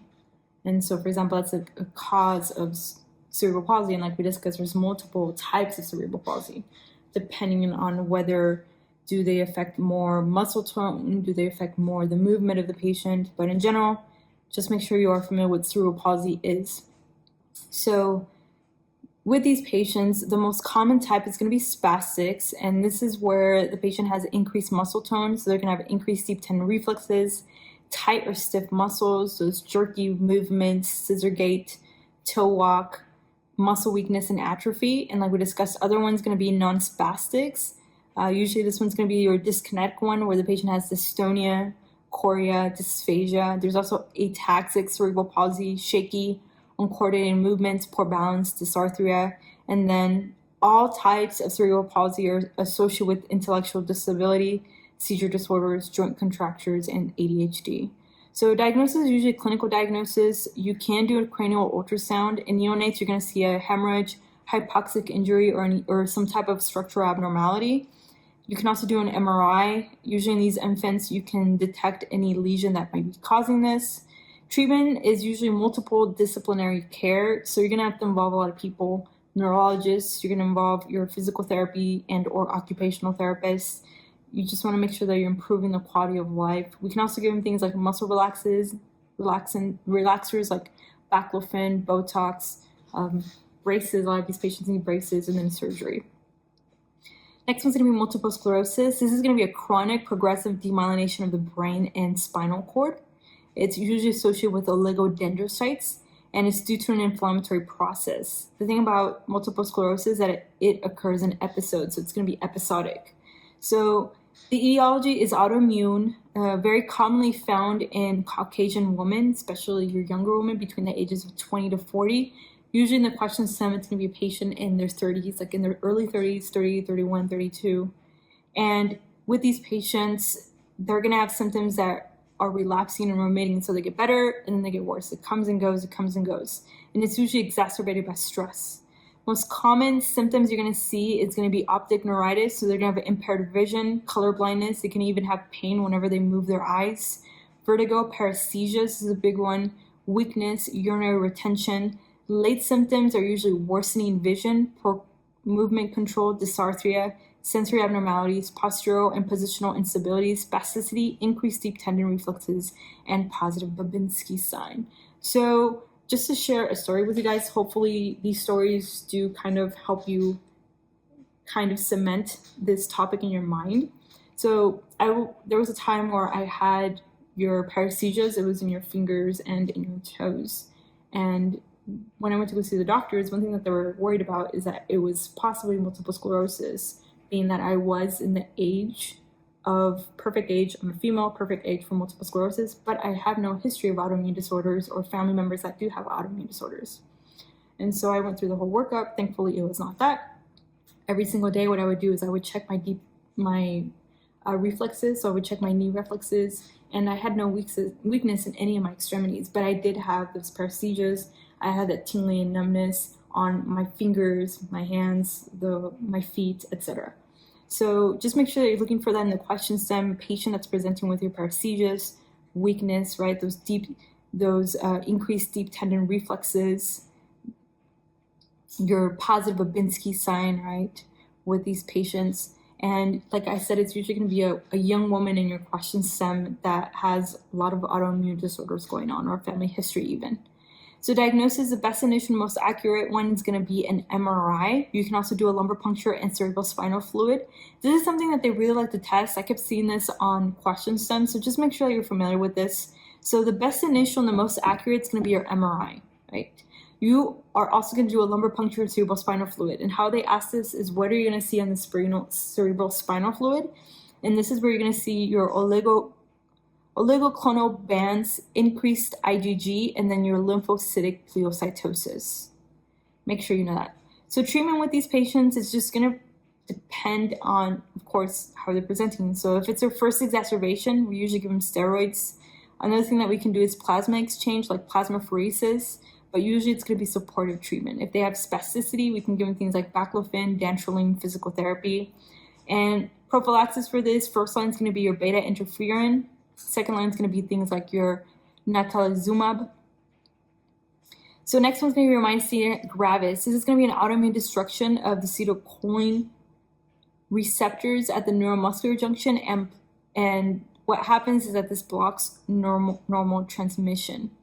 And usually myasthenia gravis, it's associated with a lot of things. So usually it's associated with thymomas, thyrotoxicosis, and how you're going to see it in the question stem, it's going to be a young adult because it's most commonly found in a young adult woman between the ages of 20 to 30 and older men between the ages of 60 to 70. So this patient is going to be presenting with easy figotability. Ptosis is a keyword for this one. And what happens is if you put an ice pack test, it's usually going to improve that ptosis. And that's going to be one of those signs or physical exam signs or tests that you can do for myasthenia gravis. The patient's also going to be presented with diplopia, proximal muscle weakness. It's going to be improved with rest, worse with activity. And the initial diagnostics is going to be your acetylcholine receptor antibody test. And the most accurate test for these patients is going to be your edrophonium retention test. And first line treatment is going to be your pyridostigmine. For these patients, you can also give them oral prednisone. Procedural, you can do something like IVIG or plasmapheresis. And complications of this can be a thymoma. So usually with these patients, they can get a thymectomy if they're younger than 60, and then prednisone for these patients if the thymectomy does not work or if the initial treatment does not work. So let's go into our movement disorders. So with movement disorders, let's go into our tremors. Tremors, I can guarantee you're going to get a question on this one, so it's really important that you know these. So let's go into our first one. It's going to be your central or familiar tremor. This is going to be a type of fine oscillatory movement that occurs with posturing and action. We don't know what the pathophysiology is. Usually these patients are going to have a family history or a genetic predisposition, so make sure you know that in the question stem. If it's an uncle, if it's their dad, their sisters also presents with these tremors. Mean age is between the 35 to 45. And usually with these patients, it's commonly found in both males and females, so there's really not a sex distribution. It involves bilateral hands, the arm, the head, the larynx, and it's worse with activity, action, stress, and this one is the one that improves with alcohol. So out of all the tremors, this one's going to improve with alcohol. So these patients are also going to have distorted handwriting. Why? Because they're going to have that tremor. Diagnosis is usually clinical, and usually the tremor is going to be sustained with posturing and action. First line is going to be a beta blocker. It's going to be your propranolol plus primidone. Second line is going to be things like benzodiazepines, gabapentin. If it's severe, you can do surgical intervention like ablation, but usually first line is going to be your beta blocker. And that's how it's going to be asked on the question stem. So make sure that you know your essential familiar tremor. It's going to be worse with action, activity, or stress. And this one's the one that improves with alcohol. Treatment's going to be beta blockers like propranolol. Next one's going to be your Parkinson's disease. This is going to be a neurodegenerative disease of progressive depletion of dopaminergic neurons in the basal ganglia, the substantia nigra. It's usually due to decreased dopamine. And like, remember how we discussed which neurotransmitters are associated with what disorders? This is one of the ones that you need to know, that Parkinson's has decreased dopamine. Remember when we're studying for our medications that we use for schizophrenics, right, or antipsychotics? Usually with these patients, what happens is that they have too much dopamine, right, which are with our schizophrenic patients. And the medications that we give them are going to be our antipsychotics. And what they do is that they decrease the amount of dopamine, especially your first generation. So we have first generation, second generation antipsychotics. The second generation we like more than the first generation because second generation decreased dopamine. On top of that, they help with other neurotransmitters. Versus the first generation, they're very good at decreasing dopamine. So what happens when you decrease dopamine too much and you deplete it in the brain? Well, what happens? What happens is that that's when the patient is going to be presenting with these Parkinson's symptoms, right? And that's why patients that are antipsychotics, specifically your first generation, they can present with Parkinsonism symptoms, so that rigidity, right? And that's what Parkinsonism in general is that they have decreased dopamine in their body. So the etiology is progressive.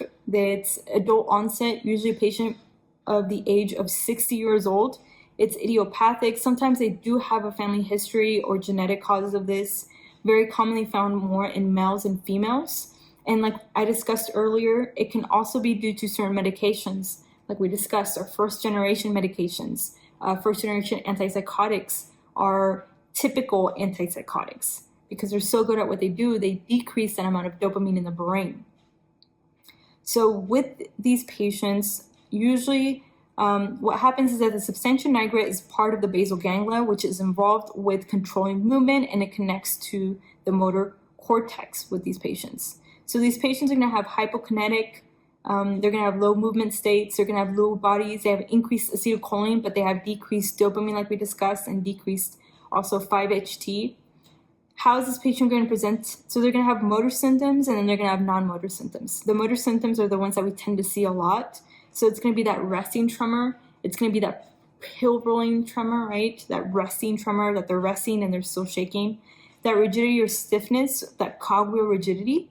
Akinesia also, so that bradykinesia, those slow movements. And in addition to that, they can also have postural instability. So they're very prone to falling a lot, stooped posture, shuffling gait. Another thing that you see on physical exams or your question stems, it's going to be your mass face. And the reason why is because they're going to have this expressionless mass faces because they have decreased dopamine. If it's mild Parkinson's, usually these patients have intact cognition and memory. Non-motor symptoms can be depression, dementia, that's usually late finding though, sleep disturbances, difficulty smelling, and dysphagia, so trouble swallowing. This is usually going to be a diagnosis that's done clinically. If it's a patient that has an early onset, then maybe we can do an MRI just to make sure that we are ruling out a stroke or trauma. So if it's a patient presenting with these symptoms, of course, ensure that we're checking the medications the patient's on, and then also ensuring that we rule out things like a stroke with these patients. So any patient that's younger than the age of 55. So there's no cure for Parkinson's, but what we can do is that we can just kind of treat the symptoms. So we can give him things like first line, which is going to be your levodopa, carbidopa. This is going to be given best between males, levodopa, carbidopa. Non-pharmacological treatments can be patient education, physical therapy, psychosocial support. Patients that are younger than the age of 65, we want to make sure that we give them non-ergotamine dopamine agonists, so things like pramiprazole or ropinirole, with or without levodopa and carbidopa. If the patient's older than 65, then we want to give him things like amantadine. That's going to help with the dyskinesia, and that's going to help with the endogenous dopamine. So it's going to increase that endogenous dopamine. If the patient is having severe Parkinson's, then we're going to give levodopa and carbidopa, and then we're also going to give dopamine agonists, so giving them back that dopamine with things like bromocriptine and or pramiprazole. If the patient has uncontrolled Parkinson's, then we can do any of our COMT inhibitors, so entacapone/tolcapone, MAOIs, deep brain stimulation, and that's going to be last line, like if it's very severe. So my PA program we had a cadaver lab for our anatomy class, and we had the opportunity to see a cadaver or a patient that did have one of these deep brain stimulations in their brain. And this is usually for very severe Parkinson's.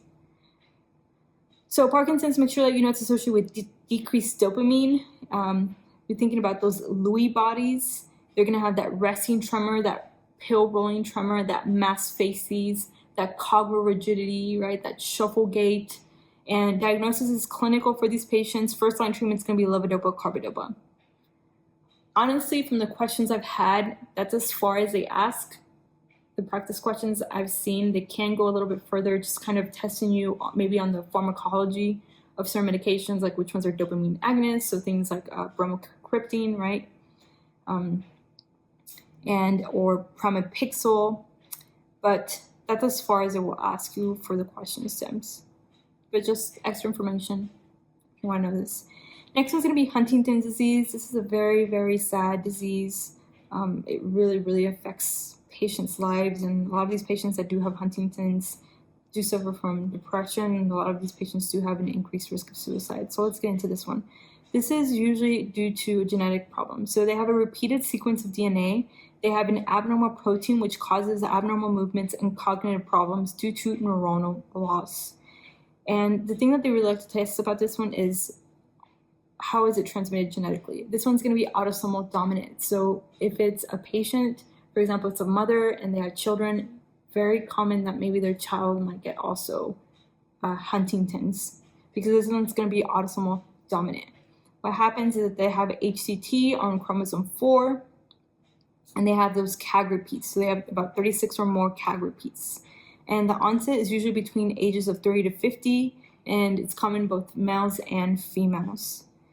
And the more repeats a patient has, the earlier age of onset. And this one is one that's associated with anticipation.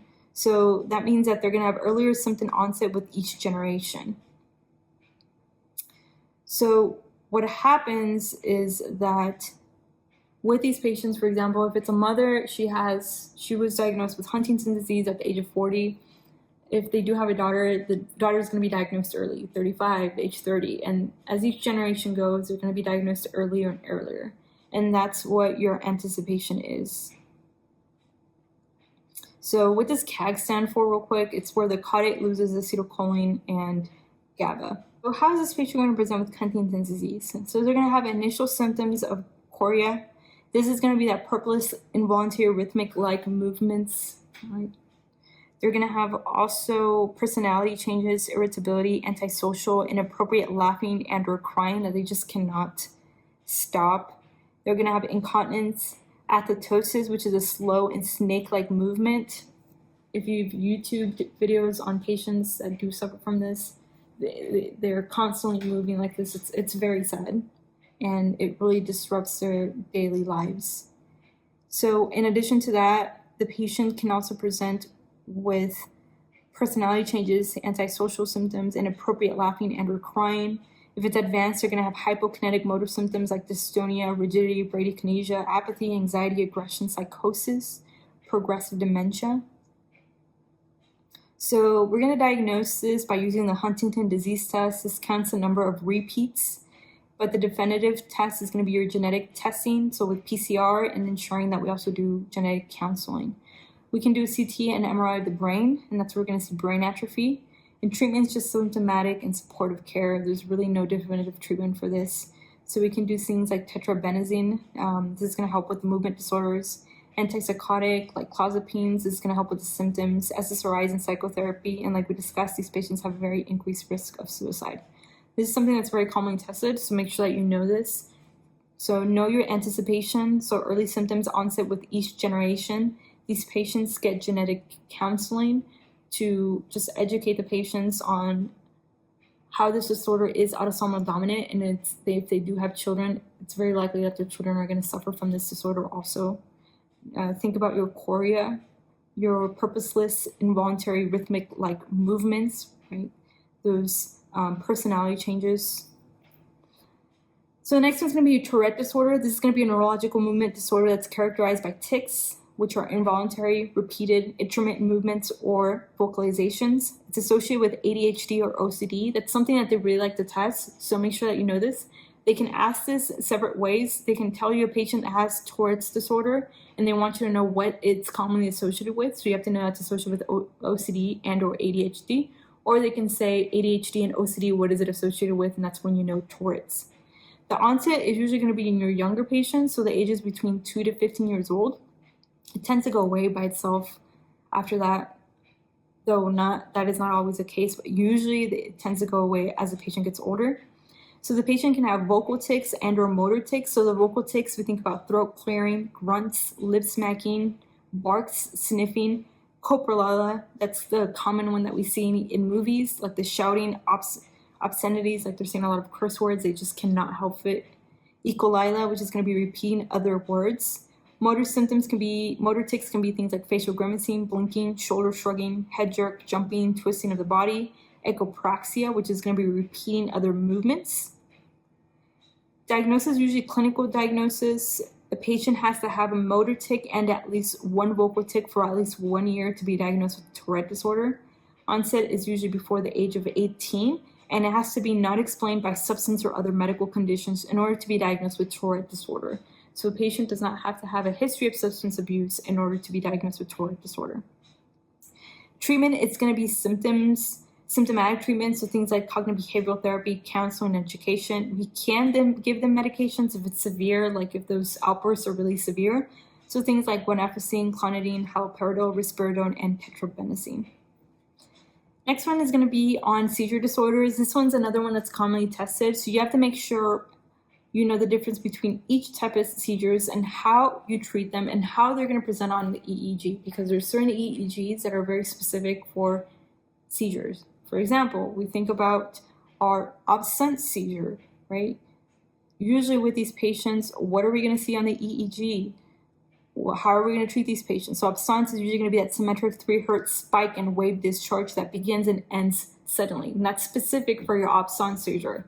How do you treat absence seizure? Ethosuximide. So it's really important that you know which type of seizure so you can know how it's going to present on EEG and how you're going to treat it, because they're very differently treated. So seizure disorders, also known as your epilepsy, it's going to be irregular electrical activity in the brain due to what? Hyperexcitability of the neurons.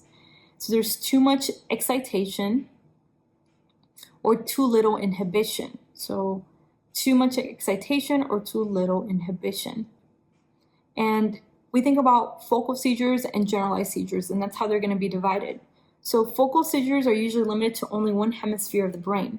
So focal seizures, only one hemisphere of the brain versus the entire brain. Focal seizures, and that's why it's called focal, it's going to be one hemisphere. Versus generalized seizures, it's going to be both hemispheres of the brain. So with focal seizures, it's going to be one hemisphere of the brain, and it's an abnormality in some focal part of the cerebral cortex. So we think about simple partial. This is going to be a simple partial seizure, which is a seizure without impaired awareness, and that's how you can differentiate these with the other ones. So simple partial is going to be a seizure without impaired awareness, so the patient retains their awareness. They don't pass out, they are aware. The patient's going to be presenting with abnormal muscle movements, tingling, numbness, blurring, visual disturbances like loss of vision or hallucinations, auditory hallucinations, buzzing, ringing, intense unpleasant smells, Jacksonian march. We also think about Todd's paralysis with simple partial seizures, which is going to be your post-ictal weakness or paralysis of the affected limb or facial muscles for a minute to hours. And then we have our complex partial seizures. So this is going to be a seizure with impaired awareness. So remember that we said focal is without impaired awareness. This one's going to have with impaired awareness. So this patient's going to be presenting with automatism, so that lip smacking, that chewing, pulling at clothes, and they're going to have post-ictal confusion and lethargy, so they don't remember what happened, which makes sense, right? Because your whole body's like moving and all this electricity is going throughout your brain. You're going to be very tired once the seizure is over, and that's what happens with these patients. So with these patients, like we said, the next one's going to be your epilepsy. This is going to be a recurrent unprovoked seizure due to general increase in neuron hyperexcitability. So they have sudden excitatory signals over and over again. Some of the things that can provoke these seizures is going to be excessive physical exertion, sleep deprivation, strobe light flashing. That's why whenever you see those movies in the theaters, they say that these certain lights that are present in the movie can make a patient go in and have a seizure. In addition to this one, loud music. How is this patient with epilepsy going to present? Jerking, moving, losing consciousness, fears, or strange smells. So those were focal seizures. Let's go into our generalized seizures. So like we said, this one includes both hemispheres of the brain. They get bilateral diffuse cerebral cortex involvement. And let's go into each ones that fall under the generalized seizures. So the first one's going to be your absence seizures. So this patient is going to have no motor signs, and they're going to have that brief loss of consciousness with spaced out or blank stare. Usually this one's very commonly found in your children. This is a child that seems like they're not paying attention in class, but they really are. They're staring off into space, and the teacher's trying to talk to them and they're not responding, well, it's because they're having a seizure, right? It's like they remember the teacher's, for example, drawing something on the board, and then next thing you know, the teacher is like in their face, like yelling at them, why aren't you paying attention? And they just had a seizure. They don't remember what happened. So that's going to be your absent seizures. So it's behavioral arrest. They're going to be unresponsive, most commonly found in children, although it can be found also in your young adults or older adults. These patients are going to have no post-ictal state. So usually the consciousness returns rapidly without any impairment. So this patient's not going to feel tired. They won't even know what happened. They're going to be, what happened? They have very subtle automatism. So they may have these, but they're very subtle in comparison to your other seizures. So we think about our automatisms like lip smacking, chewing, eye fluttering, head nodding, pulling at clothes. And then the next one that falls under generalized seizures is going to be your classic tonic-clonic seizures. These are the ones that we see in the movies, right? Those grand mal seizures. And why are they called tonic-clonic? Because it includes both tonic and clonic. So tonic is where they get very stiff as a board. And then your clonic, it's going to be that jerking, shaking, twitching face like this, and then they shake, and then like this. So that's going to be your tonic-clonic seizure. So with these patients, they're going to have a sudden loss of consciousness, and then they're going to go into the tonic phase where their muscles stiffen, they can fall, they have rotated eyes, apnea, lateral tongue biting, pulled oral secretions. It's also known as that ictal cry. And then they're going to go into that clonic, that rhythmic muscle twitching, bladder or bowel incontinence. They can also present with post-ictal symptoms, because remember we said that these patients are just, their body's just exhausted and their brain is going through all these things. They're going to be very tired. So they're going to be unresponsive, confused, amnesia, aphasia, fatigue, muscle pain, headache, and hypersalivation. So that's going to be your classic tonic-clonic. Now your clonic seizures, this is only involving the clonic portion. So it's only clonic versus clonic-tonic is both clonic and tonic. So clonic seizures, it's going to be brief loss of consciousness with rhythmic jerking movements. So it involves the entire body or just one part, like the face. And these patients are going to have no post-ictal phase. Tonic seizure, it's going to be brief loss of consciousness with stiff muscle contraction, extension of the head, trunk, or extremities, no post-ictal phase. And then you have your myoclonic seizure. This is going to be brief loss of consciousness with sudden, jerky, muscle twitching, entire body or one part, no post-ictal phase. So sometimes it can be the entire body or even just like an arm or leg. And then you have your atonic seizure. This is going to be a brief loss of consciousness with sudden loss of muscle tone. This is where they drop, right? That drop attack. That's why it's called atonic without tone. And they have a sudden head drop or collapse. They're going to have no post-ictal phase. So these all fall under generalized seizure. So it's going to involve both hemispheres of the brain, right? So how are we going to diagnose in general all these seizure disorders that we discuss? So we want to make sure that we get a patient history. If there was a witness there, ensure that we ask the patient, when did it start, how long was it, and what was the patient doing? It's going to help us a lot in order to diagnose a patient. If they can, these are the cases where we ask them if they can record the seizure. In addition to that, we can do a CT and or MRI just to make sure that we rule out any type of problem that's going in the brain, any structural lesion, especially if the patient has had a first seizure. We want to make sure that we look at their glucose, so do some labs, right? Are they hypoglycemic? Look at their electrolytes, do a toxicology screen, and then of course do an EEG, so our electroencephalogram. When it's ictal, you're going to see your epileptiform discharges, sharp waves, spikes between seizures, which is usually the majority of the seizures that we're going to see, except for which one? Absent seizure. So with absent seizure, this is where you're going to see on the EEG that symmetric 3 Hertz spike and wave discharge that begins and ends suddenly. This is something that's very commonly tested, so it's really important that you know this. It's how it's going to present on an EEG for absent seizure. I can guarantee that they really like to test this. So treatment is usually going to depend on the patient. So if it's an acute, you want to make sure that, of course, when the seizure is occurring, you want to make sure that you catch the patient, you lay them down, you time, once again, how long did the seizure occur. You want to make sure that you place something soft under their heads because they might be moving around. Avoid any hazards or anything that might be surrounding them. Turn their face and also lay them on the side. And we are not going to be restraining these patients or putting anything in their mouth. We want to make sure that we're monitoring the ABCs, so we're monitoring the airway, breathing, circulation, because we have concern for aspiration, and then monitor the patient's vital signs, especially oxygen via pulse oximetry. Now, in regards to what medications we're going to give, so with these patients, we want to make sure that we give them anti-epileptic medications. So for focal seizures, first line is going to be things like lamotrigine, levetiracetam, also known as Keppra, phenytoin, carbamazepine. If it's a child, we can give things like phenobarbital. Generalized, if it's an absence seizure, first line, it's going to be ethosuximide. That's all you have to know for this one. It's very commonly tested, ethosuximide.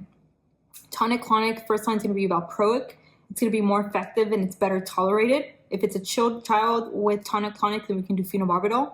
If it's myoclonic and or tonic, first line is going to be valproic, lamotrigine and or topiramate.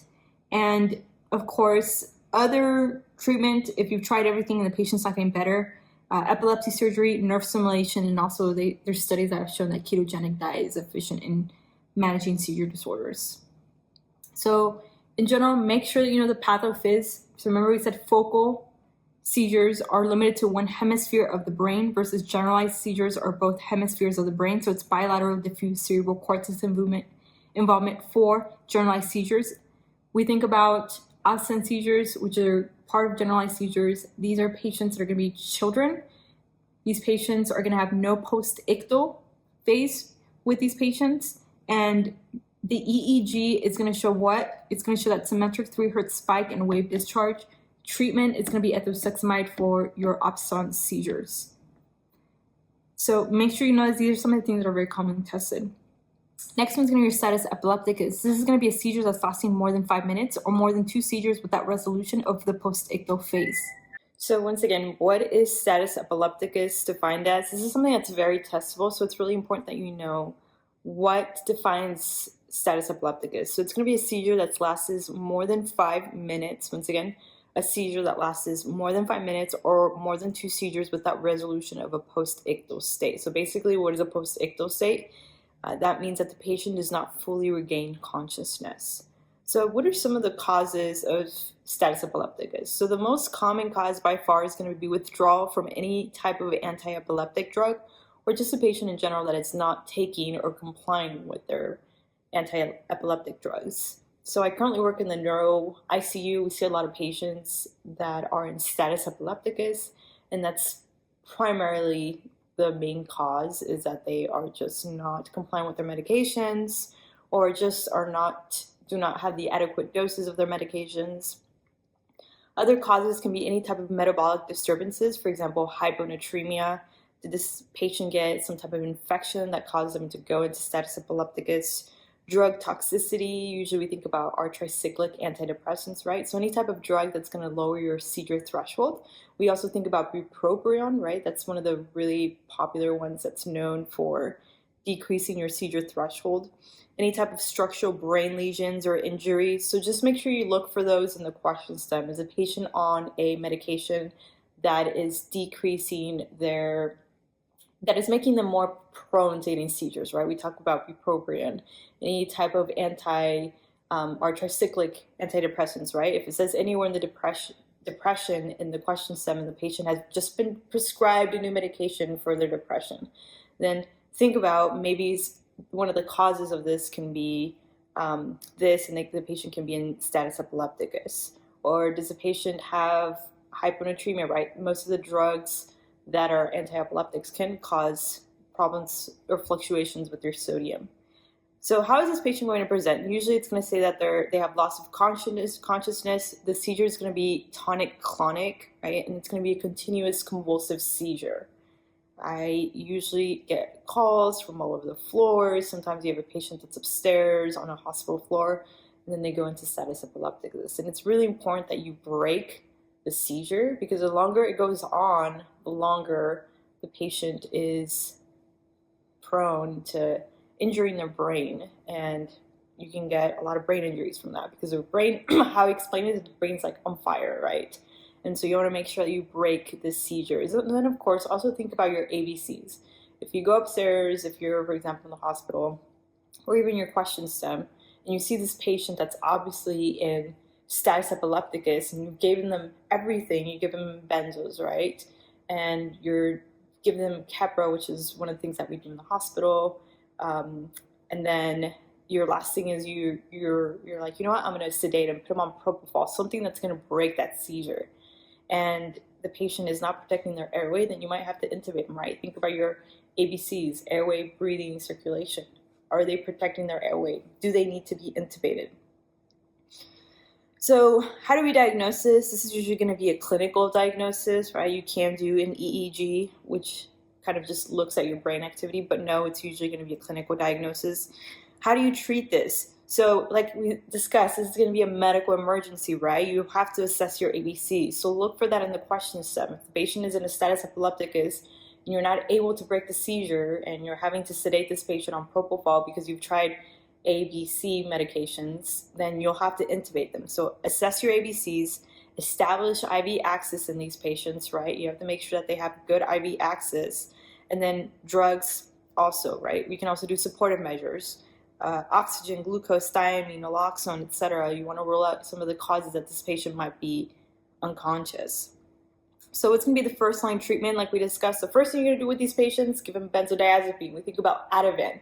And it's usually going to be your big doses, 4 milligrams. They don't respond to 4 milligrams, give them 8 milligrams. So, and that's one of the things that some of the neurology residents that I work with is that they're very scared to give more. And sometimes the reason why you can't break the seizure is because you're not giving them the adequate amount of benzodiazepine. So you want to go big, right? So 4, 8. So usually, like we discussed, benzodiazepines, IV lorazepam. You can do diazepam or midazolam as an alternative. But first line, you want to break that seizure, give them IV lorazepam. The reason why benzodiazepines are great is because they enhance GABA, right? Whenever we think about the mechanism of action. So once again, IV lorazepam, give them a benzodiazepam. If you come in and the patient has no IV access, which is some of the cases when I go up to the floors, then of course you're going to do intramuscular, right? If the patient has no IV access. But ABCs, look for IV access. If the patient does not have IV access, give them IV access.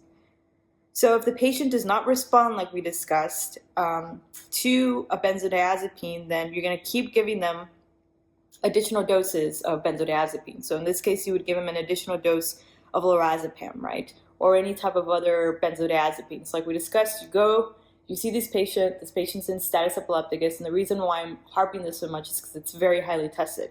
And I think it's really important, especially if you want to work in any type of hospital environment. So you see this patient, they're obviously like in your tonic-clonic seizures.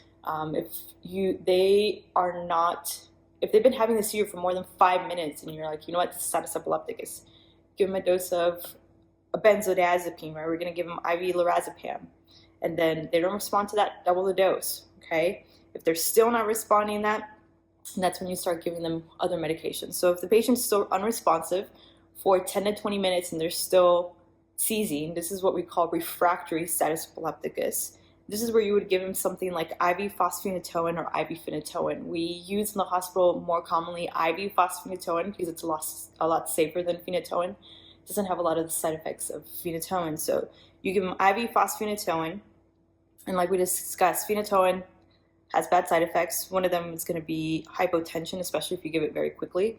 And then, of course, there's other side effects, which we'll discuss later, but you're going to give them IV phosphonatoin. And then, like we discussed, you're going to intubate them, especially since some of these medications that you give them can cause respiratory suppression. And if the patient, of course, is hypotensive, then also intubate them. And then when you go upstairs and you look at this patient, or if you have the patient in the ED, for example, and they're seizing, and assess them. Are they able to protect their airway? Most of these patients can vomit and can aspirate. That's one of the big things we want to make sure that is not occurring with them. And then if they do not respond to that, then that's when we discuss an IV anesthetic, right? Propofol, for example. And then just to prevent further seizures, you can do something like phenobarbital or valproic acid, which is what we do in the hospital. So once again, right, status epilepticus, it's going to be seizures that are lasting more than 5 minutes. Usually this patient's going to be unconscious. It's going to be your tonic-clonic seizures. They basically don't return to baseline. This is a medical emergency. The first thing you need to do is assess your patient, ABCs, right? Airway, breathing, circulation. Are they protecting their airway? Do you need to intubate them then now? Are they at high risk for aspiration? Okay, you've done that. You assess your ABCs. Medication-wise, what are you going to do? So you're going to give them a benzodiazepine. The first one's going to be your IV lorazepam, and it's going to be usually your higher doses, right? If the patient doesn't respond to, for example, 4, then you're going to give them 8 milligrams, right? And then after that, once you've done that, and if the patient is still not responding to that, then that's when you're going to give them IV fosphenytoin or phenytoin. You use IV fosphenytoin more because phenytoin has a lot of side effects, primarily causing, for example, hypotension, right? So you've given this patient your benzodiazepine, give them 4, 8 milligrams, and then the patient is still not responding to that. Okay, the next thing you're going to do is that you're going to give this patient, like we discussed, IV fosphenytoin. You've done that and the patient is still not responding. You know what? This is where I need to sedate this patient. This is where you need to intubate, and if they're not intubated yet, give them something like propofol. And then, of course, to prevent these seizures, we're going to do anti-epileptics like phenobarbital or valproic acid. So next one's going to be your febrile seizures. This is usually seizures that are very commonly found in your children. So it's going to be seizures in presence of a fever, like we discussed, most commonly found in children. It's the most common cause of seizures among children. And usually the ages are between 6 months and 6 years old. This is something that you really need to know because it's very highly tested. They like to test you the age. So 6 months and 6 years old, once again, 6 months and 6 years old. And usually what triggers the seizures, it's going to be your fevers. So what are some of the causes if you have a little baby that comes in, they're 8 months and they're coming in with this febrile seizure?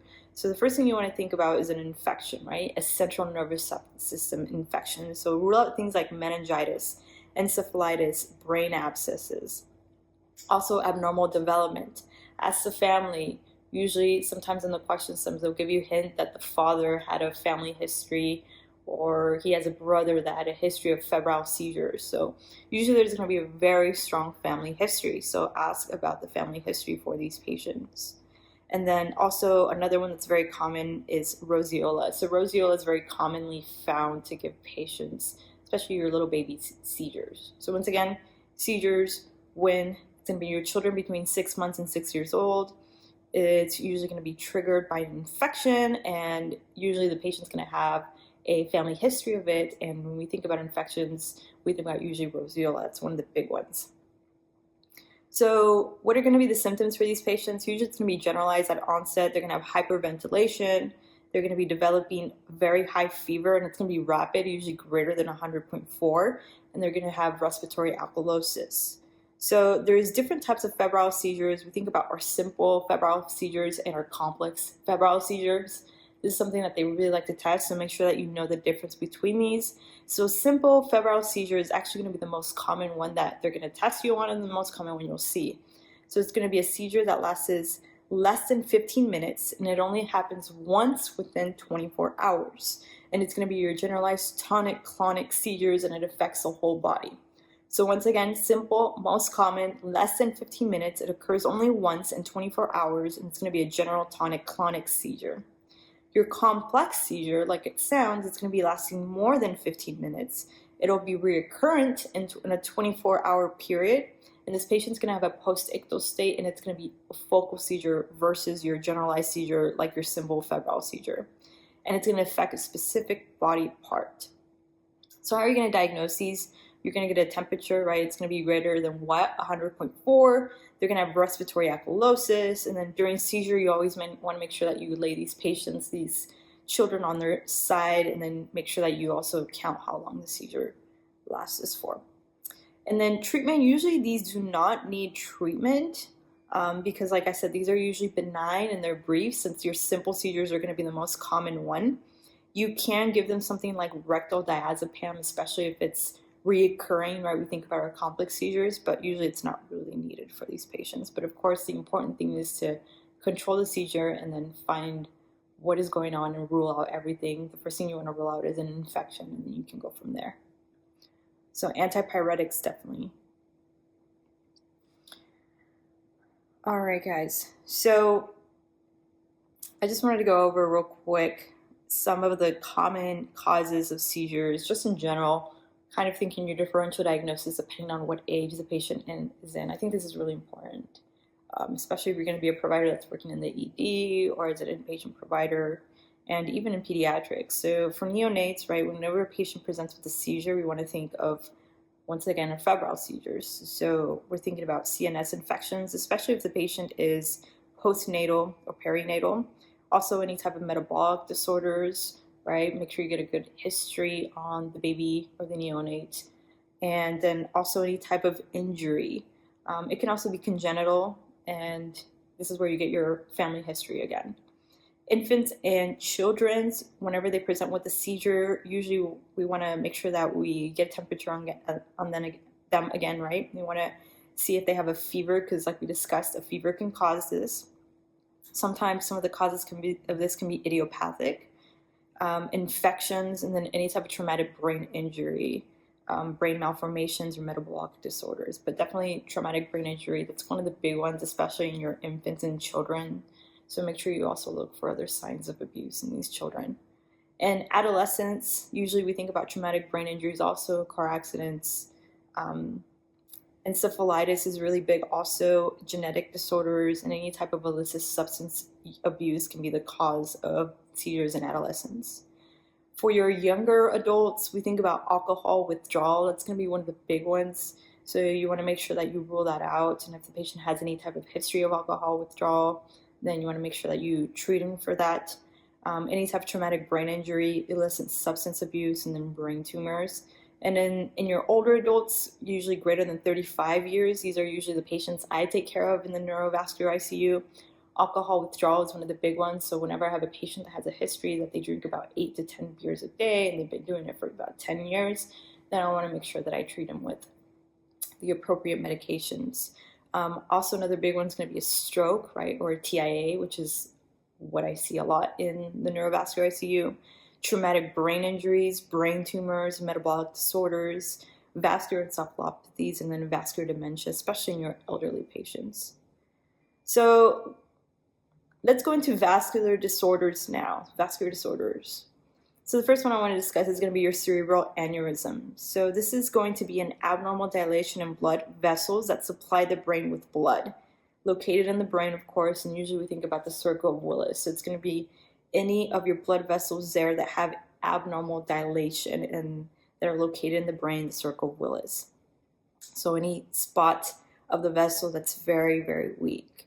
So we think about, and how I like to describe this to my patients when I'm taking care of them, because they don't understand what happened, is, especially since these are very prone to like hemorrhaging, is we kind of look at a hose, right? You have a hose, a water hose.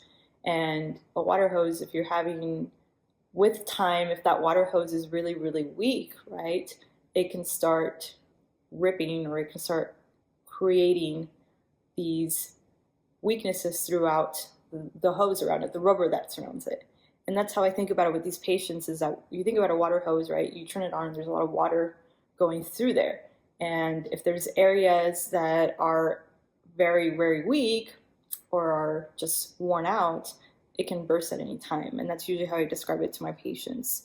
So what is the etiology? The most common cerebral aneurysm you're going to be tested on is going to be your saccular ones, like your Berry aneurysms is going to be the most common one. Of course, in the hospital I see all types. You have fusiform, dissecting. Usually these patients are going to have a history of smoking. Hypertension is one of the big ones, because once again, when we think about that analogy like that I discussed earlier, you are turning on a water hose and you're having a lot of pressure through that water hose, right? And if you turn it up all the way where the water's just like really going fast, how we think about hypertension, just blood going through it really fast, and especially if you already have the water hose and the rubber that surrounds it is already really, really weak, it's going to be more prone to bursting or ripping apart, right? Especially if you have high pressure going through that rubber. And it's the same thing. We have these vessels that already have weaknesses and aren't as strong as vessels like yours or mine with these patients. And if you have high blood pressure or just pressure going through it, these vessels are very prone to just ripping, or even getting even more enlarged. History of alcohol abuse, cocaine use, and interestingly, these are very commonly found more in women than men, which is something really interesting, and I see that a lot in practice. And usually these patients are going to have a family history of cerebral aneurysms, and also look for other things in the question stem can kind of clue you in that this is cerebral aneurysm. So look at the history. Do they have a history of polycystic kidney disease? That's one of the big ones that they really like to test, right? Polycystic kidney disease. So how is this patient going to present? So it depends. Are they going to have an unruptured one or a ruptured one? Usually these patients that come into the neurovascular ICU, sometimes they have them unruptured and they've already had a history of one that ruptured already, and now they found another one, so they're getting preventative measures to make sure it doesn't rupture again. But the majority of the patients that I see in the ICU, they have ruptured cerebral aneurysms already. So a patient that presents with an unruptured cerebral aneurysm, usually they're going to be asymptomatic. Like I said, usually these are found just on scans that they had. But if they do present with symptoms, they're going to have a headache or pain behind one eye, vision abnormalities, ptosis, numbness or weakness to one side of the face, and speech difficulty. If it's ruptured, then the symptoms that they're going to present with are going to be your sudden severe headache, which is going to be your thunderclap, and that's usually how these patients present to the ED, and then how I take care of them post-operatively. So sudden severe headache, thunderclap, loss of consciousness, blurred or double vision, nausea and vomiting. Neck stiffness is one of the big ones that I see a lot in the hospital, so neck stiffness. And in addition to that, other symptoms are going to be pain, confusion, and this is an emergency, right? Because they're bleeding in their brain. It's causing abnormalities in the brain. And how it was explained to me, and hopefully this helps you, from one of my attendings, is that the brain is just a capsulated area, right? It's very capsulated. So any type of abnormality that occurs in the brain is going to cause you to herniate, right? Because in the brain, we have your brain, right?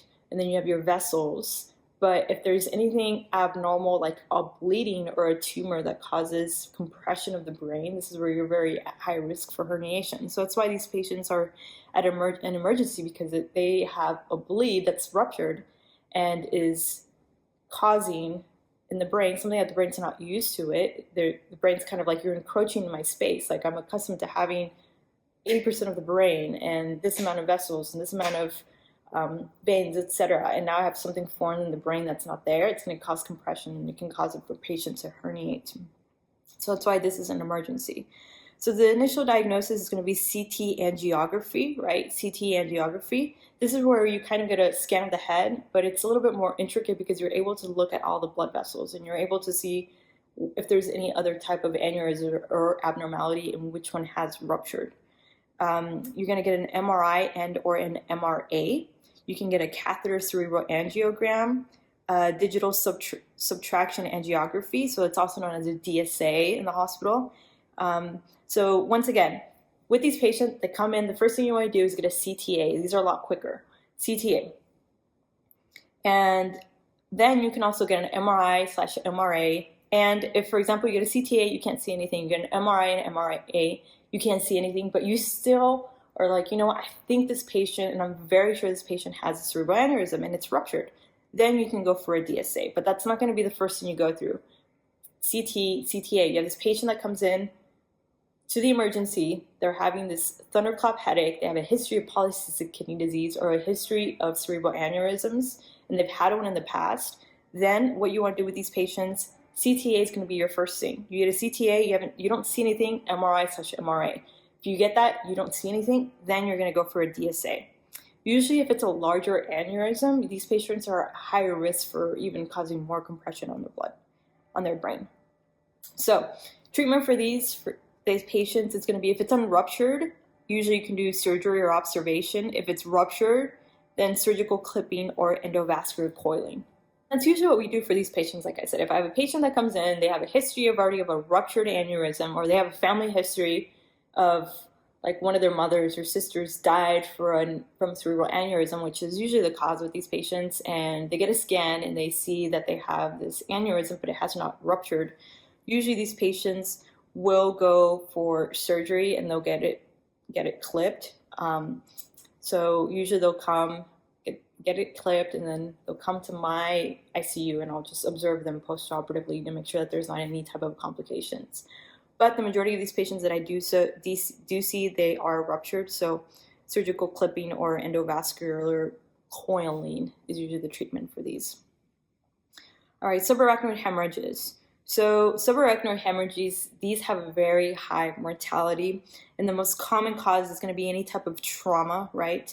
Usually also very commonly found with any type of AV malformation, so arteriovenous malformation, which is what I see a lot also in the hospital where I work at. The most common one, though, usually you're going to see is going to be non-traumatic. So usually it's going to be a ruptured aneurysm, like we discussed. It's going to cause a bleed or a hemorrhage. So ruptured aneurysm, and then we said that the most common type of aneurysm is going to be which one? It's going to be your berry ones. And usually the most common location is going to be your anterior cerebral artery, so your ACA. How is this patient going to present? The worst headache of my life, like I discussed, and it's going to be a sudden, severe, excruciating, thunderclap headache, an absence of any type of focal neurological symptoms. So you'll do your exam and you don't see any focal neurological symptoms. So what does that mean? You won't see that facial droop, you won't see pupil dilation, etc. So you do your neuro exam and usually you don't find anything. So that's why it's really important that whenever you have a patient that comes in and they tell you that's the worst headache that they have, you want to rule out a subarachnoid hemorrhage. And with these patients also, they're going to present with neck stiffness. That's one of the big ones that I see once again in the hospital. Pain. And how are you going to diagnose this? You're going to do a non-contrast CT scan. So you're going to do a CT of the head, non-contrast. And if the CT is negative, then you're going to do a lumbar puncture, right? So you're going to do a lumbar puncture, and that's usually the gold standard. So make sure that you read the question and it asks you what it wants, because I've gotten tricked. So if it asks you what is the gold standard, then you're going to do a lumbar puncture. If it asks you what's the best next step, then you're going to do a CT head, right? And that's kind of different from a cerebral aneurysm. Like we discussed, cerebral aneurysm, you're going to do a CTA first.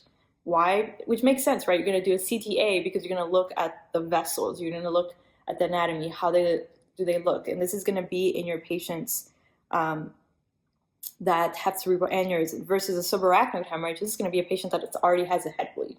So the first thing you're going to do is going to be a CT head, and it's going to be a non-contrast, right? But if it asks you what is the gold standard, we said it's going to be a lumbar puncture. And what are you going to see in your lumbar puncture? This is very highly tested, and I can tell you how many times I've been asked this as a PA. So what you're going to see is xanthochromia. So you're going to see a yellow color of the cerebral spinal fluid. So xanthochromia, yellow color of the CSF. So once you've got a non-contrast CT head, and then you get a lumbar puncture, and you still are like, you know what, I think this patient has a subarachnoid hemorrhage, then you're going to do a cerebral angiogram. This is going to tell you the etiology, and also you can do surgical intervention. So treatment for this is going to be surgical clipping. You want to make sure that you control the blood pressure with nimodipine. This is something that we use a lot in the ICU. It's going to be nimodipine. We usually do it Q4 hours, and this decreases the risk of vasospasm in these patients, because these patients are very prone for that vessel to vasospasm. And if they do cause vasospasm, usually with these patients, you're not getting any blood flow to your brain. So with these patients that are in vasospasm, I see neurological findings with them. For example, they start getting more drowsier. They were following commands earlier. You were asking them to like raise their hand, and they were doing it for you, squeeze my finger, and now they're not doing anything like that. Their pupils aren't reactive as they used to be. So that's why a lot of these patients, we keep them in the ICU once they've had a subarachnoid hemorrhage, because they're very prone for a vasospasm. So supportive treatment is going to be, of course, bed rest, stool softeners, so avoiding any type of thing that's going to cause them to just have pressure, right? And then also, if they have any fevers, we want to control their fevers, because these patients are very prone to getting fevers. And then give them IV fluids. We want to keep them normal, so we don't want to keep them negative or positive, so we want to keep them euvolemic with these patients, and also give them analgesia, appropriate analgesia, because these patients are going to be in a lot of pain. But of course, we don't want to give them opioids. Why? Because opioids can actually affect the neurological status, and we won't be able to get a good neuro exam on them. So make sure that we are treating their pain adequately, and then also nimodipine, and just monitoring them for vasospasm. So this is very highly tested. Make sure you know this. So the next one's going to be your epidural hematoma. This one's another one that's very highly tested. And then also make sure that you look at scans and you get familiar with how CT head scans look, because you're going to have to tell the difference between epidural hematoma and subdural hematoma. based of course on your scan and also based on etiology, and make sure you know your pathophysiology. So let's go into the first one, your epidural hematoma.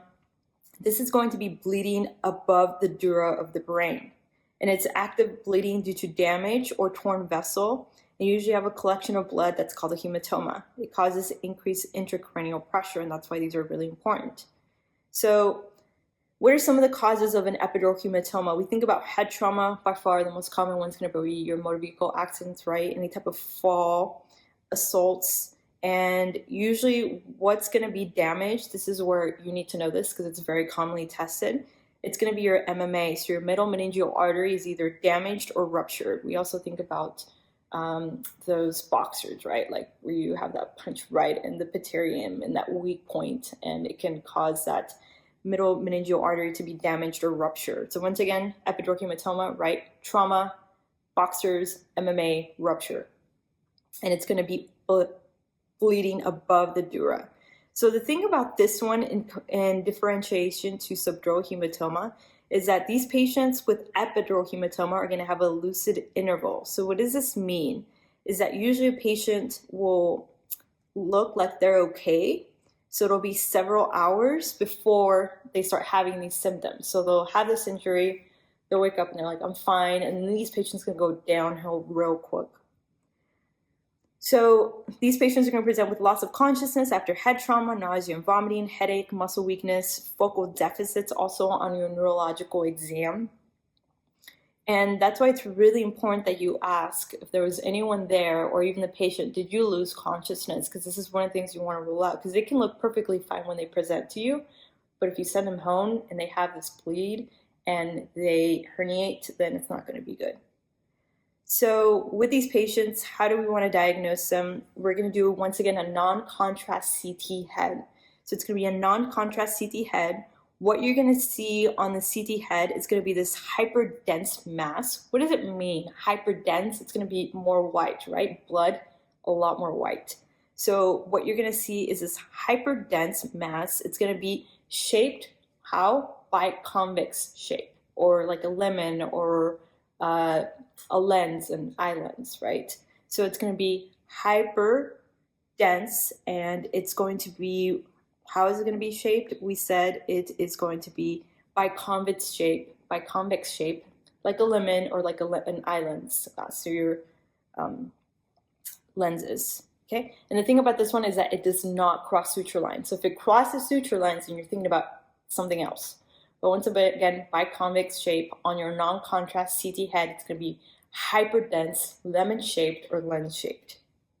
And it does not cross suture lines. Treatment for this is going to be craniotomy. These patients need an urgent decompressive craniotomy. Take them to the OR, take part of the brain off so you can basically decrease pressure and you can allow the brain to just inflate. Okay? And with these patients, like we said, bone removed, it gives evacuation, then you remove the hematoma. I see this a lot in the hospital. All right, next one's going to be your subdural hematoma. This is going to be bleeding below the dura. This is going to be rupture of where? Of the bridging veins. So epidural is going to be your MMA, your middle meningeal artery. Subdural is going to be rupture of your bridging veins. This is very commonly tested. You have blood pools, the hematoma forms, and once again, you're going to have increased intracranial pressure. Why? Because anything that is causing or disrupting where the brain is, the brain gets really mad. So you're going to have increased cranial pressure. These patients can herniate. So how or what are some of the causes of these? Very commonly found in your elderly patients. I see this a lot actually in elderly patients, and I've seen them in patients that have ground level falls that are on any type of medication, for example, like a Pixaban or warfarin, because they have a history of AFib, right? Which is very common. A lot of older population has this. So they're on these anticoagulant medications. They have a ground level fall where they fall, and then they have this subdural hematoma. Then they present and they're fine, and then we transfer to the floor, and the next thing you know, they have a change in their mental status. They're getting more drowsier. They're having focal neurological deficits. They come down and they're herniating because the bleed has expanded. So usually think about your older patients, right? So elderly, alcohol abuse, very commonly found in your head traumas, falls, injuries, also in your shaken baby syndromes, your motor vehicle accidents with your whiplash. But by far, you'll probably get a patient in the question stem that's an older patient that is on medication that's known for anticoagulating them, or they have a history of AFib or a history of PE or a history of a DVT. So look for that in the question stem. So like I said, usually these patients are going to have symptoms that are going to present with days to weeks. Like I said, I had a patient the other day, came in for a ground level fall. She had multiple orthopedic injuries. She had like a humerus fracture. And then she had this subdural hematoma that they got on a scan, but since she was stable, they sent her to the floor. And then she got transferred back to my ICU with a full-on huge subdural hemorrhage, with increased intracranial pressure, had to go for a decompressive hemicraniectomy, and she started having these neurological changes. One of her pupils was blown, so that means it wasn't reacting to light, and it was a huge sign that she was having a lot of ICP, or increased intracranial pressure. So usually these patients are going to have loss of consciousness after injury, headache, nausea, and vomiting, muscle weakness. They can also have seizures, and like we discussed, those focal neurological deficits, like their pupils blown, right? It's not reactive anymore, and that means that you shone a light in them, and this one's just like dilated or fixed and is not responding whatsoever. You ask them to follow commands, and they're not on any type of sedation, and they're not squeezing your hands, and it's just very, very scary with these patients. So with these patients, how are you going to diagnose them? Once again, you're going to do a non-contrast CT head, and usually what you're going to see is a crescent shaped. And the thing about this one is that the density of what you're going to see on the scan is going to depend, right? Usually we think about hyperdensity being a new bleed, an acute bleed, but if some of these patients have this bleed that happened weeks ago and they're presenting with symptoms now, it's not going to be hyperacute, right? It might be even hypoacute, so it won't be as bright on the scan. So don't let that fool you. And with these patients also, we're going to get a CT head, and then we're going to see what? We're going to see a crescent shaped or a banana shape on the CT head. And the thing about this hematoma is that it crosses suture lines. Treatment for this is going to be evacuation, like we said, decompressive hemicraniectomy. You go in there, you remove the bone flap, remove the bleed, and just allow the brain to just kind of inflame. All right, so once again, these are very commonly tested, so you have to make sure that you know them. So just for repetition, because repetition is how you're going to pass the PANCE. Epidural hematoma, this is going to be occurring above the dura. Usually it's going to be your younger patients, any type of head trauma, right? What's going to be damaged? The MMA is going to be damaged, or it's going to be ruptured, the middle meningeal artery. These patients are going to have a lucid interval. You're going to get a non-contrast head CT, and what are you going to see on the CT head? You're going to see a hyperdense, right, hematoma or a bleed that's going to be lens-shaped or lemon-shaped. Subdural hematomas, this is going to be bleeding below the dura. That's why it's called subdural. It's going to be a rupture of your bridging veins, and very commonly found in your older patients, especially look in the question stem, a patient that's on any type of anticoagulant, warfarin, for example, apixaban, for example. They have a history of AFib, DVTs, PEs, and these patients usually present with symptoms days to weeks. So you're going to get a CT of the head, and you're going to see a crescent shape, right? And this is crosses suture lines. Treatment for these are going to be usually craniotomies. If it's large, definitely a craniotomy, decompressive hemicraniectomy. So the next one's going to be your intracranial hemorrhage. This is going to be a hematoma formation and enlargement that can lead to local injury and increase in intracranial pressure. I know I keep repeating this over and over again, but I think this is helpful for you, because we think about the brain, right, an enclosed area. So our brain cannot expand, versus like you and me, if I hit my arm against something, I'm gonna get a hematoma, but my skin is not surrounded by bone. It's actually able to inflame, right? And it has space to inflame, where the brain is very enclosed. It's very particular about who it lets in there. So any type of tumor, any type of bleed, cerebral spinal fluid, anything in there that is just encroaching on the brain's not going to like it. And so intracranial hemorrhages, usually with these patients, you have a hematoma, causes local injury, and you have increased intracranial pressure. And these patients are prone to herniating. So the most common location for this is going to be the basal ganglia, and the most common cause is going to be trauma. The most common non-traumatic cause is going to be hypertension, and the most common location is going to be the putamen of the basal ganglia. So once again, usually the most common cause for these are going to be a trauma, right? Motor vehicle accidents. But the most common non-traumatic cause is going to be hypertension. So how is this patient going to present? They're going to be presenting with abrupt symptoms, altered mental status, super coma, headache, vomiting, dizziness, nuchal pain, and rigidity. Why? Because usually you have that blood that touches the meninges and it causes that meningeal irritation, so that neck pain. These patients are also going to be presenting with increased intracranial pressure, and usually symptoms will worsen with time, so usually within 30 to 90 minutes. Diagnosis is going to be, once again, a stat CT of the brain, CT head, right? And usually we're going to do a lumbar puncture for these patients to look for xanthochromia. And we can also do a coagulation panel, which is what we do a lot in the hospital. So we look at their PT, PTT, INR, and platelets, since these patients are very prone for bleeding. You want to make sure that we admit these patients to the ICUs, do your ABCs, right? Look at this patient. Are they awake? Most of these patients, if they have any type of traumatic brain injury, usually they're not awake, and they're at risk for aspiration, which is one of the things we want to prevent, because you get aspiration, you get all these complications, pneumonia, you can get septic shock, etc. So these patients, look at them, are they awake? Are they able to protect their airway? If not, they're going to have to intubate them. So look through your ABCs. Usually with these patients, you want to give them something like nitroprusside, that's going to be your drug of choice, and then also decrease their intracranial pressure. So you can give them something like mannitol, right? Mannitol is going to decrease your intracranial pressure. You can give them something like hypertonic saline, right?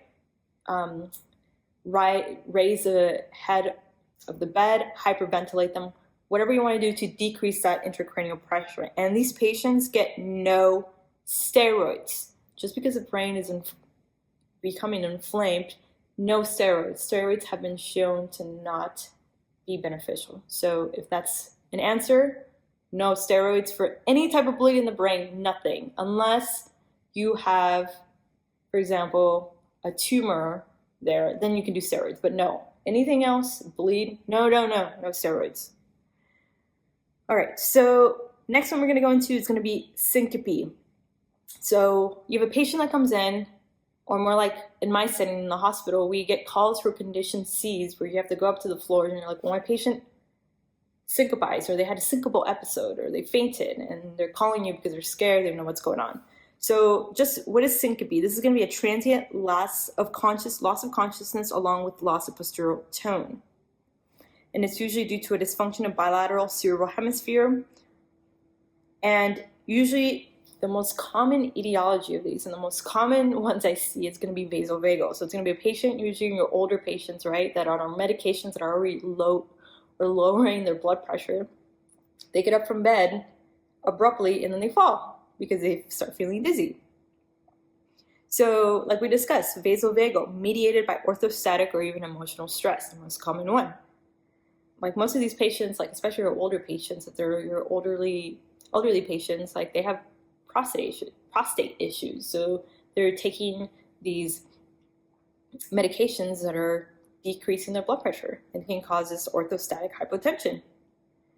So vasovagal, definitely the most common one, but of course you want to rule out any other things like maybe do they have dysrhythmias, right? You want to make sure you rule out any type of cardiac cause. So usually with these patients, how are they going to present? Transient loss of consciousness. It'll be a few seconds. They got up from the bed, and then the bell went off, and the nurse comes in and they found them on the floor, so then they start freaking out. So with these patients, transient loss of consciousness, rapid recovery following the event. If it's vasovagal, usually they're going to have a prodrome of nausea and vomiting. They feel warm, pallor, lightheadedness, and diaphoretic. So diagnosis is going to be clinical. You want to make sure that you go in there, you see your patient, how do they look?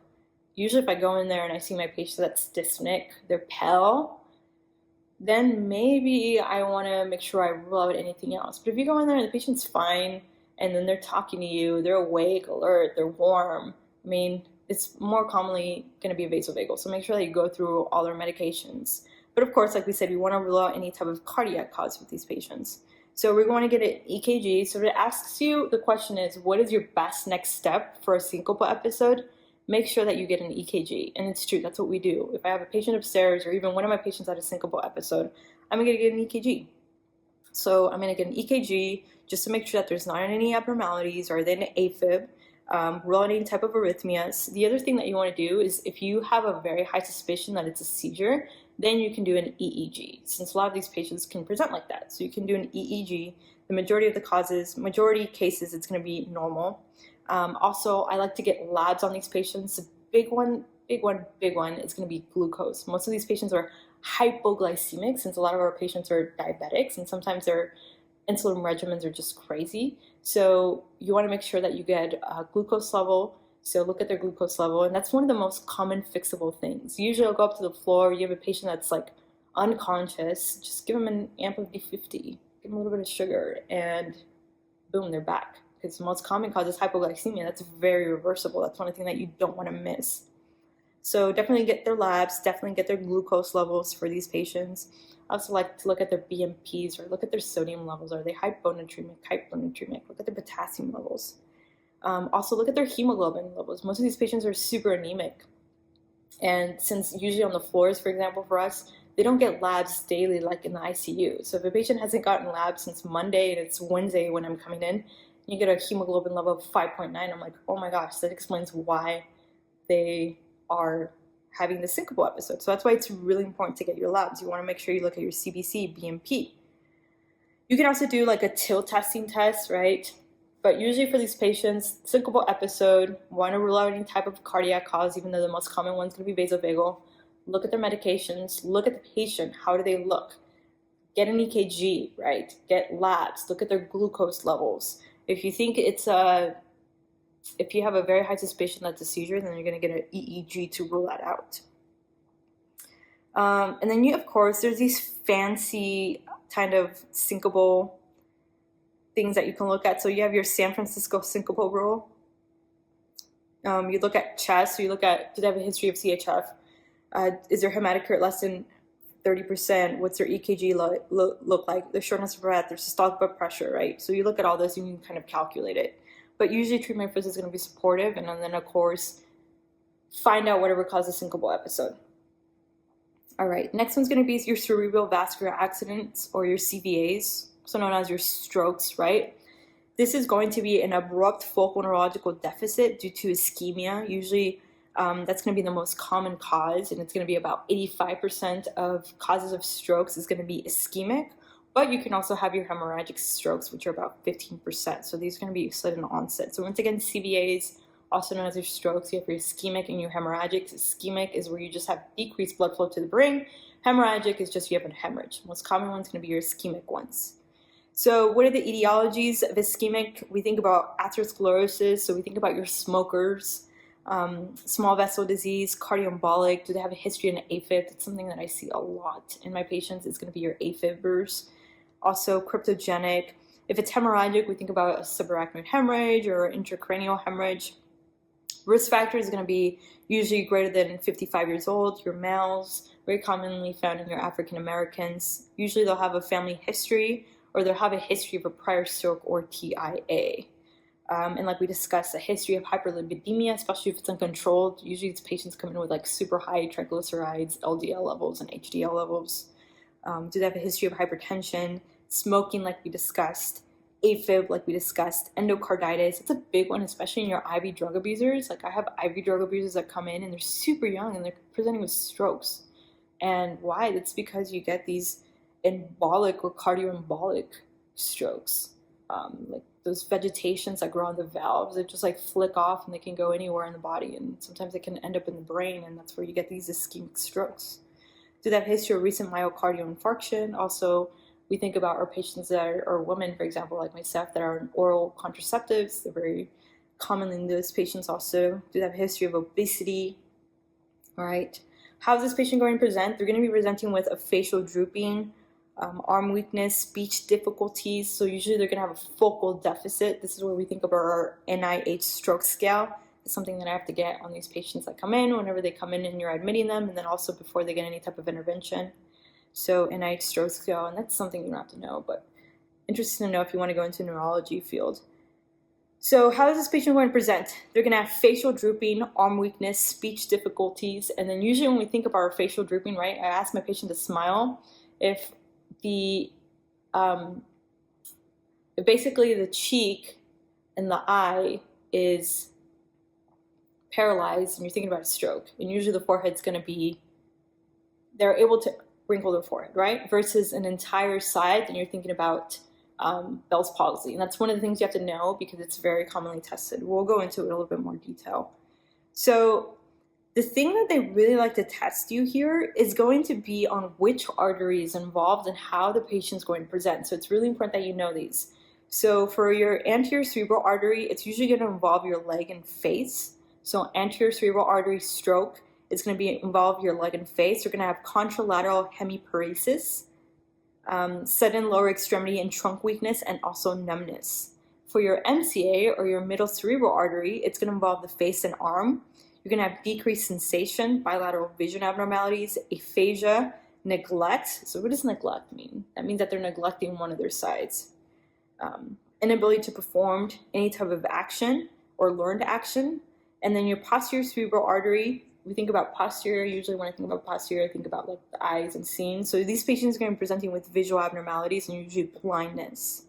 Once again, ACA, leg and face, MCA, face and arm, PCA, visual abnormalities and blindness. Lacunar ones are going to be your focal, motor, or sensory deficits, loss of coordination, difficulty speaking. Basilar, these are like the scary ones, right? Usually these patients are going to present with cranial nerve abnormalities, full body weakness, decreased sensation, vertigo, loss of coordination, difficulty speaking, visual abnormalities, and coma. These are super scary, the basilar one, which makes sense, right? Because the basilar artery, if you kind of think of your sacral willis and your anatomy, I mean, that actually breaks up into a lot of other arteries. So if you have anything that's blocking that, or it's an ischemic, it's just scary. And usually you think about locked-in syndrome with your basilar strokes. So that means that they have paralysis of their head, body muscles. They can only move their eyes blinking, and they have only vertical movement. I'm currently taking care of a patient right now, history of IV drug abuse. He had positive urine drug screen for cocaine, and they had use of drug use at the site where they found him, and we are thinking that he is in locked-in syndrome. And so he'll move his eyes to the side, but he can't move anything else, which is just very scary. So in the room we have a whiteboard, and we just wrote like patients in locked-in syndrome. That way we are very conscious of anyone that goes in there, because the patient can hear you and can see, but they just cannot move, and it's just very, very scary. So diagnosis for these strokes, the first thing you want to do is going to be a non-contrast CT head, and then you can get an MRI, you can do a CT angiography. Also, the CT angiography is going to be able to show you the vessels like we discussed, right? And this is going to show you which vessel is blocked or not having perfusion. So once again, you have a patient that comes in with a stroke. First thing you want to do is a non-contrast CT head. Treatment for this is going to be thrombolytics. Now, the thing about this is that you have to make sure that you get a good history and you see when was the last time the patient was seen normal, right? And it's important. This is where you kind of rely on the family, because this is going to really guide your treatment. So when was the last time patient seen normal? When was the last time they were awake? Didn't have any of these like neurological deficits? If it's been within 4.5 hours, so if the patient was seen normal, like the patient's presenting at 12 and they were seen normal at 10, then they're within that 4.5 hour window and they are able to get TPA. So TPA would be your first line if it's been within 4.5 hours of onset. Other things that you can do is aspirin, surgery. If they, of course, are eligible for this, you can do mechanical embolectomy, where you just go in there, you remove the embolus. Of course, a lot of these patients, like I said, they're going to be altered. So most of these patients, you're going to want to go through your ABCs. They're going to be intubated. And then what you want to do with these patients is you want to make sure that you kind of prevent anything else that can further increase your intracranial pressure, so fevers, right? Also with these patients, we want to allow permissive hypertension. So we want to make sure that we treat any type of, usually these patients that I come in, they'll have a cap. So what does that mean? They say that the neurosurgery or neurology, whoever's taking care of the patient, they'll say, this patient can only, they have a systolic blood pressure cap of 180. So they can get hypertensive up to 180, but after 180, you have to start treating them. So if they have a cap of 180, then I'll usually just order PRN medications like IV labetalol, and they can just give it, the nurses will give it whenever he gets over the cap. And then of course, most of these patients, they do have, unfortunately, deficits, neurological deficits. So in the long run, they're gonna need physical therapy and occupational therapy. The thing about these patients when they come in with strokes, it's really important that you start feeding them, but you can't start feeding them because a lot of these patients have swallowing difficulties and they're at very high risk for aspirating. So we work very closely with our speech therapists. So our speech therapists will come in and they'll evaluate them and kind of tell us what type of diet they have, since a lot of these patients cannot swallow. All right, next one's going to be a transient ischemic attack. This one is also very commonly tested because they like to trick you between a full-blown stroke and then a TIA. So it's really important that you know the difference between these. A transient ischemic attack is going to be where the brain gets no blood supply for a very brief period of time, usually less than 24 hours. And usually blood flow is restored before any type of permanent damage occurs, versus a full-blown stroke, this patient's going to have permanent damage already. So some of the causes of this are going to be atherosclerosis, uncontrolled hypertension, hyperlipidemia, cocaine, oral contraceptives. Sometimes also we think about our chiropractors, any type of manipulation to the neck. And then smoking. They have a history, once again, of cardiac diseases like AFib, a history of a heart attack, valvular diseases, diabetics, carotid stenosis, and it's very commonly found in your males and females. Once again, very commonly found in your African Americans, and the patients are usually older than the age of 55. But by far the most common one is going to be your uncontrolled hypertension. So these patients are going to present with facial palsy, like we discussed, arm weakness, speech difficulty. They'll have monocular blindness, and it's going to be transient. And how we diagnose this, remember we talked about the NIH stroke scale. I won't go into detail because this is not tested, but if you want to know more, you can get that. But of course, the best initial test is going to be what? Your CT head without contrast. And usually these are going to be negative, right? And symptoms usually resolve within 24 hours. You can also later get an MRA or an MRI of the head or neck, just to make sure that the patient doesn't get a full-blown stroke and they can get an intervention at that time. Sometimes they'll get an endarterectomy, which goes in there and it'll just remove the thrombus and it'll keep them from getting a stroke in the future. So treatment for this is just make sure that you monitor these patients, right? Since they're at risk for having a stroke. So usually these patients will be placed on a statin. Usually it'll be a high intensity statin, right? We think about atorvastatin. They'll be placed on antihypertensive, antiplatelets, things like aspirin or Plavix, and then also they'll be anticoagulated with heparin. This is very commonly tested, so make sure that you know this. So once again, TIA is going to be a brain without blood supply for a very brief period of time, less than 24 hours. Usually the symptoms improve within 24 hours. They're going to present with symptoms of a stroke, but they're going to improve within 24 hours. Most common cause is usually hypertension with these patients, but look at the history. Right, they'll usually have carotid stenosis. Diagnosis is going to be your CT head. Usually it's going to be negative, and it's going to be a non-contrast CT head. Treatment is going to be monitor these patients, right? Usually they'll be monitored in the step-down unit for a few days. Medication, you want to put them on a statin, usually your high-intensity statins like atorvastatin, and it's going to be usually your higher doses. Antihypertensive medications, antiplatelets like aspirin or Plavix, anticoagulation like heparin. And then, like we discussed, you can do interventions like a carotid endarterectomy where they actually go in there. These surgeries are really interesting. They open the carotid and just kind of remove that thrombus that is there. If they have any history of, like, for example, abnormal valves, like aortic stenosis, etc., then they'll get valve replacement or valvuloplasty. And with these patients, usually their prognosis, we think about the ABCD2 score where you look at their age, are they greater than older or older than 60, and you get a point for that. What's their blood pressure? Are they hypertensive? You get another point for that. What are their clinical symptoms? Is the duration more than 60 minutes? You get 2 points for that. 10 to 59 minutes, you get 1 point, and then diabetes, get 1 point. All right, let's go into neoplasms. So neoplasms, these are going to be your meningiomas, glioblastomas, medulloblastomas. These are very commonly tested, so make sure you know these. So the first one's going to be your meningiomas. These are usually very benign. They're usually found as an incidental finding, and usually presentation depends on the location. I see this a lot in the hospital where we take care of them. It's actually the most common primary brain tumor, and like I said, the majority of these are just benign. And they're very slow growing. Usually this patient is going to be presenting with a chronic headache that's worse upon awakening. They'll have seizures. They can have focal deficits that are progressive, not acute, but progressive, ultramental status, visual disturbances, endocrine disturbances, and then of course, if they're very big, it can cause increased intracranial pressure, which is one of the reasons why sometimes these are removed.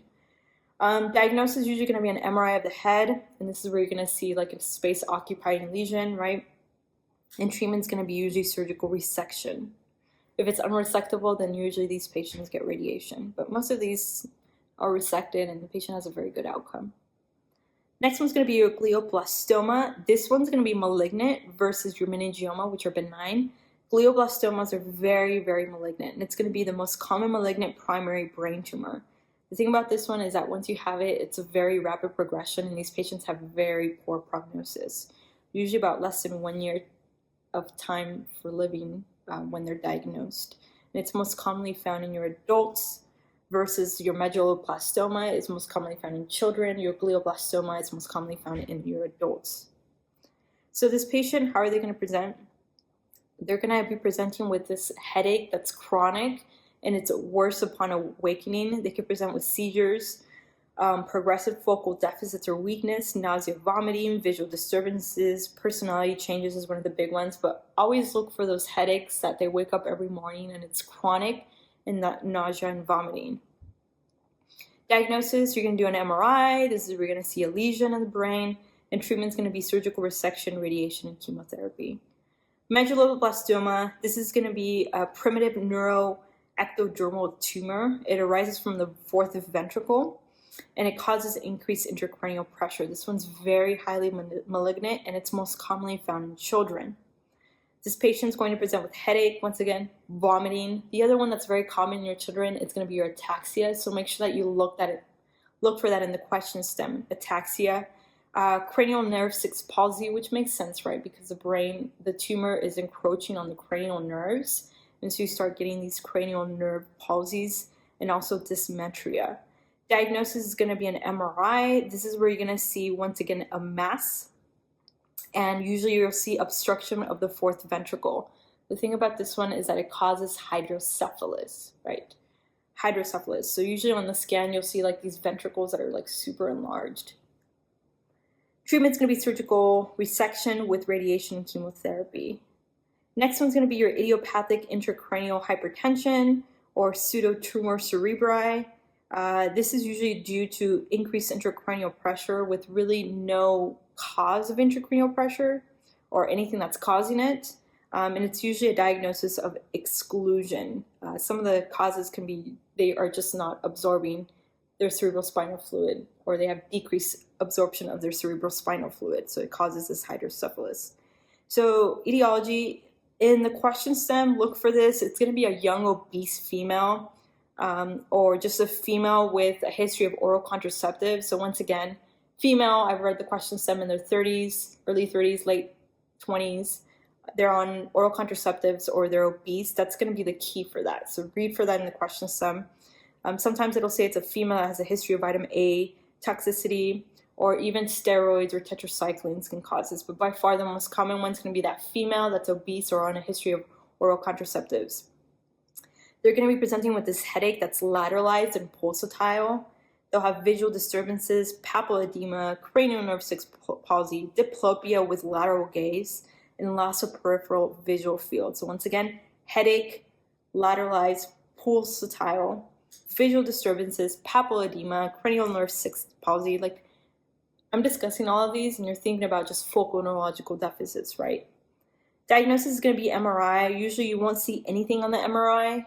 but the most accurate one is going to be your lumbar puncture. What you're going to see on your lumbar puncture is going to be increased opening pressure, but everything else is going to be normal. So the CSF is going to be normal. So you have this patient that comes in, it's an older woman, a young woman, and young woman, history of oral contraceptives, or they are very obese, and they're presenting with this headache, right? It's not the worst headache of their life, but they're presenting with this headache, visual disturbances, cranial nerve 6 palsy, papilledema, and then you do an MRI, everything's fine, but you do an LP and they have an increased pressure, opening pressure, but the glucose is normal, the white blood cells, the RBCs, everything else is normal. You want to think about your pseudotumor cerebri. Treatment for this is going to be acetazolamide, right? So this is going to help decrease the rate of CSF production. And then, of course, if it's severe, then they might need operative treatment. Usually they'll have this optic nerve sheath fenestration. But, of course, treatment is going to be acetazolamide. And then, of course, educate the patient on weight loss if they're obese. So that's all of neurology. I just wanted to hit some points real quick. So we'll hit the main points, and then also I just wanted to go over some medications. So let's go into our migraine medications, and this is something that's very commonly tested. So whenever we think about our migraine medications, we want to think about acute or abortive medications for your migraines. So usually we'll start with NSAIDs or acetaminophen, right? IV medications that you can do for these patients, you can do, or even intramuscular, you can do things like prochlorperazine or chlorpromazine, or chlorpromazine. Other medications you can do are going to be your triptans, and these are actually going to be the most effective ones. And you can combine these with your NSAIDs. So we think about sumatriptan, right? What's the mechanism of action of your triptans? So they're serotonin receptor agonists, and what this causes in the brain is that it leads to vasoconstriction of your dilated cerebral and basilar arteries. And it's very commonly used where, like we said, in our migraine patients, and then also in your cluster headaches. Some of the adverse effects is that it can cause hypertension, paresthesias, dizziness, and then coronary ischemia. And it's contraindicated. This is a big one that they like to test, so make sure that you know this. So in your triptans, sumatriptan, for example, if a patient has a history of coronary artery disease, peripheral artery disease, hypertension, if they're pregnant or breastfeeding, it's contraindicated, which makes sense, right? Because it causes vasoconstriction. So if you have a patient that already has their vessels and they're already constricted because they have all this plaque and atherosclerosis on it, anything that's going to cause vasoconstriction even more is a no-no. So that's why you want to make sure that you look at the history of these patients. If they have any type of history with this, you can't give them these. Then you'll have to do something like an NSAIDs or a migraine cocktail. For migraine medications, prophylactically, usually with these patients, you can do something like beta blockers, especially if these patients if they have a history saying that they have like 3 or more migraines per month, or they have migraines that last more than 12 hours, then you can do prophylactically. So we think about beta blockers like propranolol or metoprolol. You can do tricyclics, antidepressants like amitriptyline, anticonvulsants like topiramate and valproic, and then calcium channel blockers like verapamil. So let's go into our anti-epileptic drugs. So let's go into the medications that affect your sodium channels, okay? That's how I'm going to split them up. So the first one's going to be your phenytoin. This one's used for partial and generalized seizures. So partial seizures, we think about your simple and complex seizures.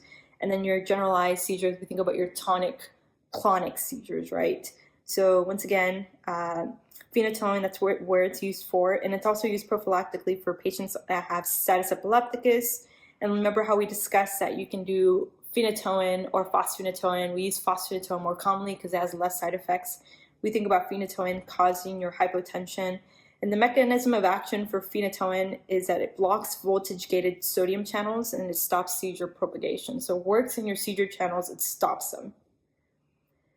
And with these patients, the toxicity with phenytoin is that it causes central nervous system depression, right? Lupus is a big one, so make sure that you look out for any signs of lupus, and then also gingival hyperplasia. Carbamazepine is the other one that affects your sodium channels. It's used for partial and generalized seizures. And this one's going to be the first line for trigeminal neuralgia, right? So if a patient that presents with like trigeminal neuralgia, we think about they have that pain, right? Really severe pain whenever they masticate. So we think about carbamazepine as a first line. Mechanism of action is that it increases the refractory period of voltage-gated sodium channels, inhibits action potential generation, and then toxicity is that it's hepatotoxic, it causes SIADH, and it's teratogenic. So once again, carbamazepine. Next one's going to be lamotrigine. That's going to be the last one on my list that affects your sodium channels for your neurology exam portion of the PANCE. So lamotrigine is used for partial and generalized seizures. It blocks voltage-gated sodium channels and glutamate receptors, and the toxicity that is very known for lamotrigine and that you need to know is that it causes Stevens-Johnson syndrome. I've seen this in patients when I was in the burn ICU, and it's a terrible thing. So Stevens-Johnson syndrome, lamotrigine. Medications that affect your calcium channel blockers that you are going to be tested for your PANCE is going to be ethosuximide. And the thing about ethosuximide is that this is a drug of choice in absence seizures. So if you have a patient that comes in, your child, right, that's sitting in class, is staring up into space, and then you have the teacher that's yelling in their face, like, why aren't you awake? And the children blink their eyes and they didn't know what happened the last like 30 seconds or last minute. We think about your absence seizures. And ethosuximide is going to be the first line treatment for these patients. Mechanism of action is that it blocks the thalamic calcium channels. The toxicity is GI distress and once again Stevens-Johnson syndrome. Now, medications that affect your GABA activity and that cause increased GABA action, we think about phenobarbital, right? This one's used for partial and generalized seizures. It's used in pregnant women and children because it's safe in them. We also think about our benzodiazepines. This is going to be used, like we discussed, in the acute treatment of status epilepticus, especially we think about lorazepam. Remember that we said we have a patient that comes in, they're having seizures that are lasting more than 5 minutes and they're not going back to their baseline. First thing you want to do is give them benzodiazepine. We say we want to give them a high dose, right? We're giving something like 4 milligrams of Ativan, and then if that's not working, 8 milligrams of Ativan. So benzodiazepines, very commonly treated in status epilepticus and also acute withdrawal syndrome, also used in eclampsia after you give, of course, magnesium. Now, next one's going to be your valproic acid. This one's used for generalized and partial seizures, also used for migraines, drug of choice for myoclonic seizures. Toxicity for valproic acid is going to be pancreatitis. Hepatotoxicity is going to be the big one. And then iatrogenic tremors also. And next one's going to be Topamax, topiramate. This is used for partial and generalized seizures, usually used for migraine prophylaxis. With topiramate, it blocks voltage-gated sodium channels and it increases GABA, same with valproic acid, so that's why I grouped them together. They both, valproic and topiramate, block voltage-gated sodium channels and increase GABA. The other ones are going to be things like Keppra. That's the one that we use a lot actually in the ICU. We'll load patients with Keppra, any patient that's having seizures. It's used for partial and generalized seizures, and then gabapentin. This one's also used for partial seizures and also for neuropathic pain. We use it a lot in the ICU for neuropathic pain, or just pain in general. We try to limit the use of opioids, so that's another drug that we use that is very, very good. All right, guys, so that is it. Hopefully this video was helpful for your neurology portion of your PANCE exam. And if you have any questions or if I made any mistakes, please feel free to comment below. Like I said, most of these are from my notes that I took and just my experience as a practicing PA in the neurovascular ICU of what I see and how we treat these patients. So hopefully this video is helpful. My plan is to complete all the subjects on the PANCE exam, so make sure you watch out for those. As always, any comments, any feedback, please comment below. I'm working on trying to get better lighting and a better camera so I can record better videos for you guys. All right, thanks for watching my videos, and I'll talk to you guys later. Bye.